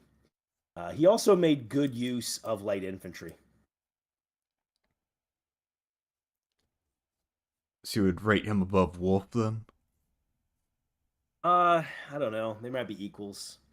Uh, Wolf was good, but Wolf had the benefit of dying when he died. You know, Right. and oh God, Wolf led that one attack near Quebec before the Plains of Abraham to like Montmorency or something. That did not go well for the British. But Hmm. anyway, though, so you want to do the super chats? Yeah, I guess one very last thing though before we do the super chats. Oh, sure. Was Amherst ever considered as an option for command during the Revolution? Did the British ever think about let's send Amherst back? Oh yeah, I said that earlier. He was. He turned him Ah, down. okay. Or let me check it. I don't know if he was formally asked. I think they sent feelers, and he was very because I want to say Amherst was kind of the commander of the overall British Army, and I want to say he was very critical of what they were trying to do. Oh, yeah, he wanted 75,000 troops. And they said, absolutely not. So he said, well, not going. Yeah, and it's interesting you're saying that that he pretty much is right. He needs 75,000 troops. Yeah. So once again, Amherst, pretty good strategist. Yeah, I And guess I mean, so. probably, well, I mean, like probably other officers understood the same thing, but Amherst is willing to be like, no, you really do need 75,000 troops. We're not doing this. We can't do this on the cheap, kids. Interestingly, I guess he was a commander in chief of the whole army. I had no idea about that. Yes, yes. That is All right. interesting. All right, well, let's go and see what we have in the Super Chat arena tonight. Our first Super Chat of the evening came to us from Blue Ram Tetrasabora. $10 Canadian. Thank you, Blue Ram. He said, glad I could catch the stream. If you asked me a couple months ago, I'd be on board with sticking it to the Brits. However, as a Canadian, Trump has now made me a monarchist. God save the king. That was good. Yeah. Yeah, I mean, to be fair, I guess there is a lot of irony in the idea that, we're celebrating effectively an army formed to kick out a king, and then the guy trying to celebrate that army and his birthday is being accused of having monarchical ambition. So it's a very strange episode of American history we're living through right now that I'm sure will engender lots of conference papers in the future. Yeah, well, you should also. The other two presidents I know who were accused of monarchical ambitions were Abraham Lincoln and Andrew Jackson. The Jackson one in particular, they have those images they put up where they declare him King Andrew the First. Right. What's next? We have Lucas Gaudio for $4.99. Thank you, Lucas. Can you guys explain to an Argentinian what is the militia myth or whatever? Not familiar with that term. The militia myth in a nutshell, is the idea that the revolution is won by a virtuous citizenry that bands together to defeat the British, and that they do so with a relative minimum of military training. It's the idea that the British were defeated by farmers. It was heavily played up politically after the revolution and really became a feature of America's mythology throughout the 19th and into the 20th century. And still is today. People still have this idea of the British marched around in bright red coats and got gunned down mercilessly by Americans hiding behind trees. So, yeah, the militia myth is the idea that we did not beat the British with a professional army. I guess a Very version of the militia myth was still in operation all the way until the World War II era. The idea of, Americans are just these humble civilians who sometimes put on the uniform and then they're immediately as good as the soldiers of any other country, defeat them, and then go home to peace. Yes, yes, it's true. And there's a book about there's several books about this. One of the best ones is called A Respectable Army, and their argument was that the authors believed that what happened is after the revolution was won, people wanted to enjoy the victory, but they couldn't really because most of them had declared neutrality, right? Right. And so, like famously, like Concord. You ever read the book, the Minutemen and Their World? The author points out that a lot of the people of Concord were actively involved in the revolution, but then by 1780, 81, Concord sends almost nobody to the fronts. It sends almost nobody in, even though they're constantly getting requests to send troops, to send men to go fight in Washington's army. They send almost nobody. The author concludes that by 1780, the people of Concord really don't care. And so, sorry. So what I'm saying is that the militia myth is the idea of the virtuous citizenry rising up to defeat the British, and the militia myth in particular plays up like Lexington, Concord, Bunker Hill, Kings Mountain. Now, there's also I don't know if I call it the Washington myth, but there's also the idea that the whole revolution only succeeds because Washington stays alive. Without him, the revolution fails. I'm very skeptical of this view. But for these people, the crowning moment is not Bunker Hill or Kings Mountain or Cowpens. It's Trenton. Right. Right. And then there actually is, I don't know if I'd call it a myth per se. In fact, these might be called interpretations, or popular interpretations might be a better way than true mythology. But another one is the idea that no, the militia were absolutely pointless. What won the war was a bunch of hardcore professional officers and soldiers who carried the torch and were abused by the people in Congress. And if only those politicians had gotten out of the way, they could have won it faster. This is the idea propagated by Alexander Hamilton, by the way. Yeah, the guy who's kind of a monarchist and believes in a Yeah. very strong federal government. That makes sense. and this leads to that the Newburgh conspiracy plays a part in that, So it's just very. So I could say that a blend of all three of these give you some indication of how the British were how the Americans played a part defeating the British. But I guess my number one thing is always without France we lose. That's always my contention. Yeah, I think that's fair. French intervention was massively important, not to mention just foreign aid in general. You But yeah, we couldn't mentioned make our own gunpowder. We couldn't make our own gunpowder. 70 to 90% of all the gunpowder we use is a French import. I've heard different percentages, but it's pretty much anybody who studies the logistics of the revolution go, yeah, the French don't give us gunpowder, we're not even able to fight this war most likely. weren't the Spanish also providing a little bit of aid on the sly, at least Yes, in terms I've of always wanted to read supplies? more about the aid was coming through New Orleans. The man in New Orleans who was crucial to that was the governor Bernardo de Galvez. The financier was crucial was this guy named Oliver Pollock, who some people claim is the guy who originated the dollar sign. Um, I'm not sure about that, but I do know that the Spanish were sending aid to the Americans. One of the officers who oversaw a major aid shipment was one of Beauregard's ancestors, by the way. Um, I want to say the Spanish at one point provided a whole lot of uniforms, for instance, but I don't know about gunpowder per se. From what I've read, gunpowder is mostly from France. Huh. Oh, and always remember when Rochambeau arrived with his small French force to aid Washington, it's been said the most important thing he arrived with was a chest of gold. Yeah, I bet so. Man, Yeah, the Continental but hey, Congress was not very well off. no, no, no. There's also some argument about why enthusiasm for the war went down. I personally think one of the reasons is because there was a kind of proto democratic fervor going on, which the colonial leaders squashed. I think that also played a part. That, by the way, is what Howard Zinn kind of said in his People's History in his chapter on the Revolution, which I think is actually one of his better chapters. And I think there's some truth in that. Hmm. Just got to keep in mind, this is a rebellion led by colonial elites, not, this isn't some peasants' rebellion. This is, you know. Right. Anyway, what's next? Next up, we have Tasmanian Walrus for $5. Thank you, Tasmanian.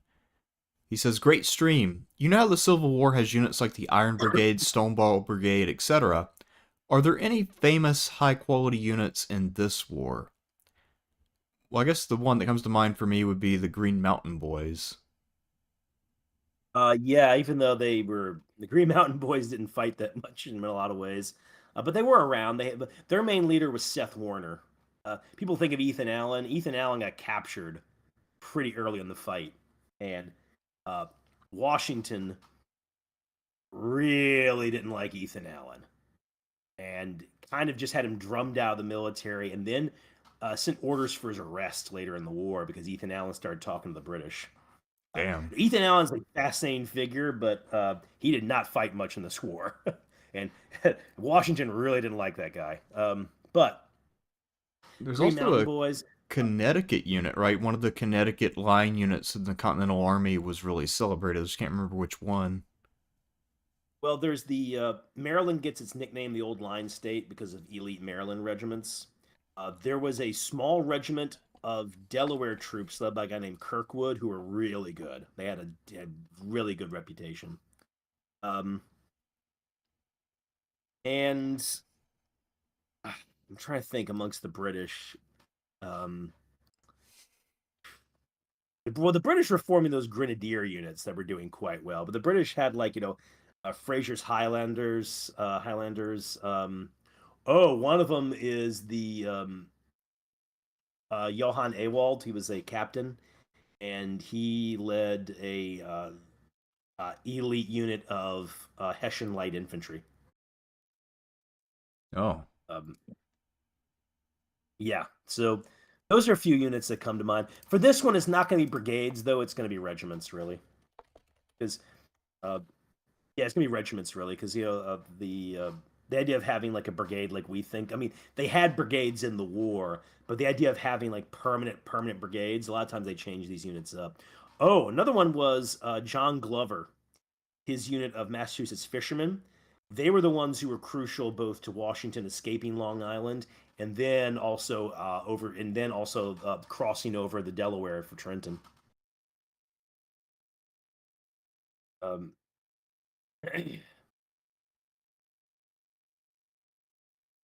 Ah. and yeah, Daniel Morgan, and Henry Dearborn, they had one of the best American units. So Morgan was in charge of these riflemen, and Dearborn was in charge of light infantry to protect the riflemen. The reason is because the American rifles, they're deadly, but they have two main problems. One, they're slow to load, so you're not going to get a bunch of shots off. Second, they're not good for bayonet or hand-to-hand combat. So what Kirkwood and Morgan developed was a system where Kirkwood's light infantry protect them from the other infantry while Morgan's men do their work. Ah. Okay, so I didn't realize those units work together in conjunction like that. That's pretty cool. Yeah, the battles that they were gained fame at was Bemis Heights and Freeman's Farm. Uh, I hate saying with the British that I'm drawing a blank because of their units, but they had the Coldstream Guards deployed in the war. Uh, they had the Black Watch. These are all both elite units. Um, oh, Patrick Ferguson had a rifle unit led a unit of loyalist light infantry who were excellent. They did really well in the Pennsylvania campaign. And that's the unit that got butchered at Kings Mountain, right? No, no, no, no, no. Those were wait, were they? They might have been at Kings Mountain. I'd have to look that one up though. I want to say at Kings Mountain though they weren't there. It was him with his own like it was him raising a bunch of troops in South Carolina. Although I think he did bring some loyalists from up north with him. But he commanded the first major loyalist unit, and they got a good reputation. They had a good reputation as fighters, and also because a lot of them knew the area, they were acting as the scouts and the forward van for the army as well. Um, I feel like there's this one British regiment that I'm forgetting, and it's one of these ones like the 22nd or something, right? Um, like a regular numbered regiment, and I'm drawing a blank right now. Sorry to say. Like I said, the British regiments are all pretty much a good quality with very few exceptions. And the British also, their system of uniting the light infantry and grenadiers together to form ad hoc elite units was very effective throughout the war.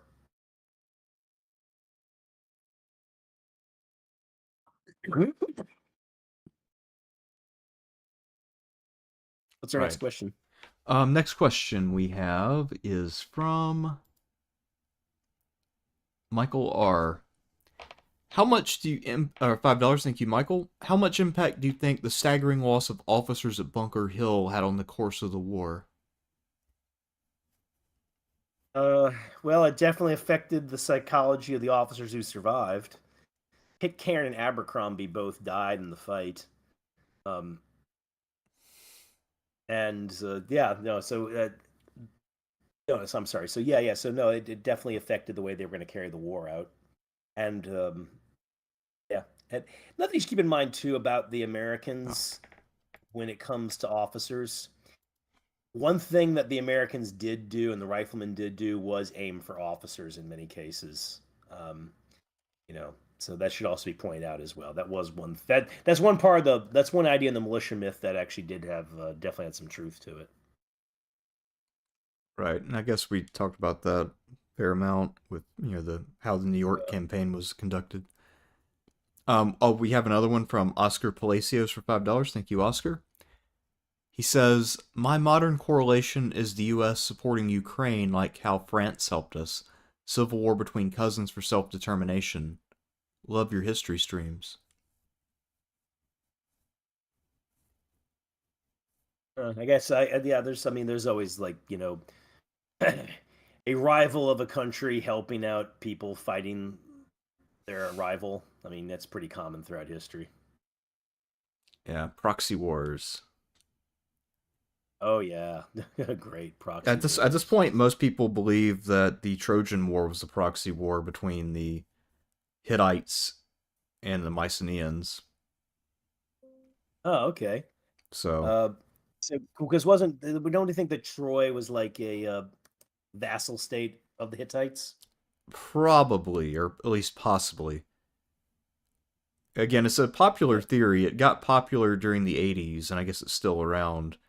But, I mean, yes, if we count the Trojan War as a proxy war, then a whole lot of wars between approximately 1200 BCE and the present have been proxy wars.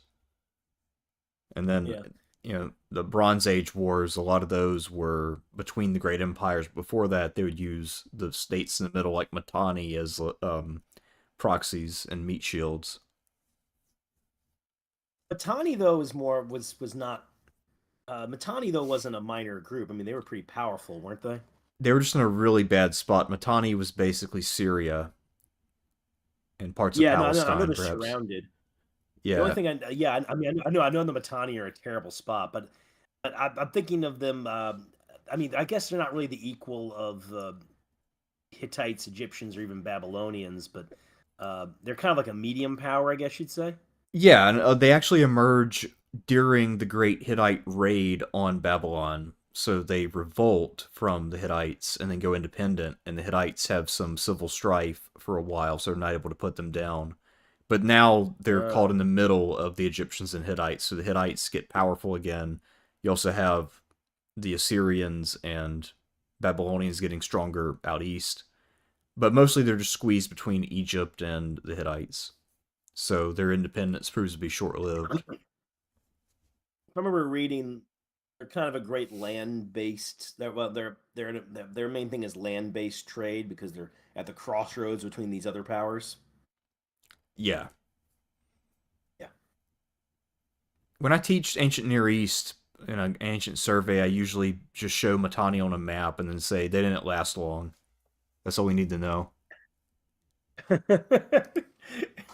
How dare you insult the greatness of Mitanni? I'm gonna get in a time machine, go back to Mitanni, and tell him what you said about him. All right. All right, that was scary for a second. I actually had a tab crash, the tab that actually runs the stream, but I guess it didn't take the stream down somehow.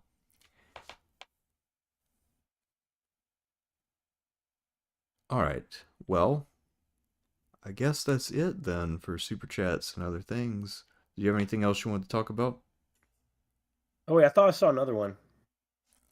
Is there Oh no, another no, one? that's right. The officer loss. No, that's right. The officer loss is the last one. Yeah, okay. Yeah, Okay. because I Yeah. went five, then four for some reason. I missed the fourth one. But first time going through, but yeah, I guess No, we got all no, of them.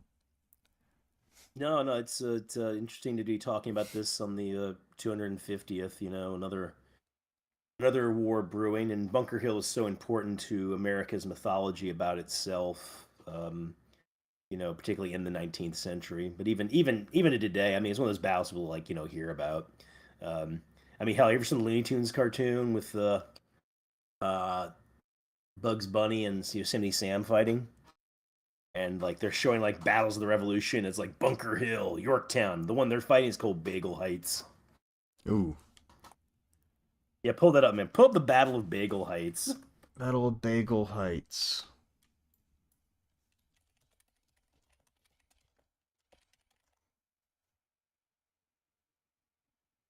Should come up, shouldn't it? I mean, the Battle of Bagel Heights. It's I showing me guess not, man. Bemis Heights for some reason. I guess they're just like, oh, you're a Yeah, no, they're dumbass, trying you to give you can't the real spell. stuff. Look, man. Well, Come here's up, Bunker Bugs Hill Bunny. Bunny, which is probably the similar Yeah, something. it's Bunker Hill Bunny. Yeah, that's the Yeah. one. All right. But yeah, it's Bunker Hill Bunny and the battle that him and Yosemite Sam are fighting. Yosemite Sam is, by the way, he's a Hessian, and when he loses it, he says, "I'm a Hessian with no aggression." But yeah, they're fighting the Battle of Bagel Heights. Ah. Yeah, I like now how AI just assumes because so many people are terrible spellers, like, oh, you're a dumbass. You meant something different. You meant Bemis Heights. Yeah, God, man, don't get me started. Yeah. All right, man. Uh, Well, guys, no, thanks for having me on, man. It was nice to talk about this. I know for Thursday it's like Spielberg tier ranking with the emphasis on the Jaws 50th. I found out a bar near me is having a Jaws party on Thursday night. Right. All So, right. man, hey, man, 50 years of hot shark action. One of the bars here had two TVs on Saturday, and they played Jaws and Jaws 2 on two separate televisions. Man. Double the Why shark not action, why man. not Jaws the Revenge instead of Jaws 2? I don't know. I guess they wanted to play the good one. Oh, well. I mean, I think Jaws the Revenge is good in its own right, though. It's a special movie. It's definitely wacky. I will say there is this one image I do see on my thing here of like these guys with a green flag who are standing at the Battle of Long Island. Yeah. I want to say that's the Maryland Regiment making their stand. Oh, really? Um, Okay. Let's see. but the Maryland Regiment got their nickname Old Line for that reason. That's I mean, Yeah, it's that's what they what's nicknamed. the Delaware Regiment? Oh, it's the Delaware one. Okay, yeah. So yeah, Yeah. the Delaware and Maryland regiments, in particular, as far as line infantry, because if you notice, a lot of the elite units we were talking about were like grenadiers and light infantry, but those are two regular. Well, not as well. Okay, the Delaware troops are kind of light infantry, but yeah, those regiments got their fame as regular line regiments at first. But anyways, all right, guys, thank you very much. I'll stop rambling. All right. Well, thank you everyone for joining us, and we'll see you again on Thursday. Oh, one last super chat. It looks like Jimmy O for $2. Thank you, Jimmy O. What do we get out of all this money we give to Israel? That's what we've been wondering for a long, long time, Jimmy O. Well, we're not supposed to get anything because you're an oligarchy. It's not about what we get; it's about what people in charge get. Yeah, and what they get is a nation in the Middle East that can help them bomb countries that have oil. A foothold. That's one of the many things going on here. There's also Israel's like great blackmail operations too. And they just uh, what did Rob Hill, who wrote the Bad Movie Bible, he did a thing about RoboCop months ago, and he was talking about how RoboCop, even though all the sequels pretty much sucked. Like nothing for RoboCop has been that good except for the original movie. But then he's talking about like, but man, people really love this movie. Like people really love RoboCop, which he then says this movie will probably always remain relevant as long as the world is run by assholes. Yeah, you're probably right. And I believe Rob Hill of the Bad Movie Bible is correct. If he's wrong, he's not wrong by much. Not by much, man. All right, guys. Well, glad to be on for Bunker Hill. See y'all Thursday for Spielberg. Yep. All right, everybody. Good night, and we'll see you soon.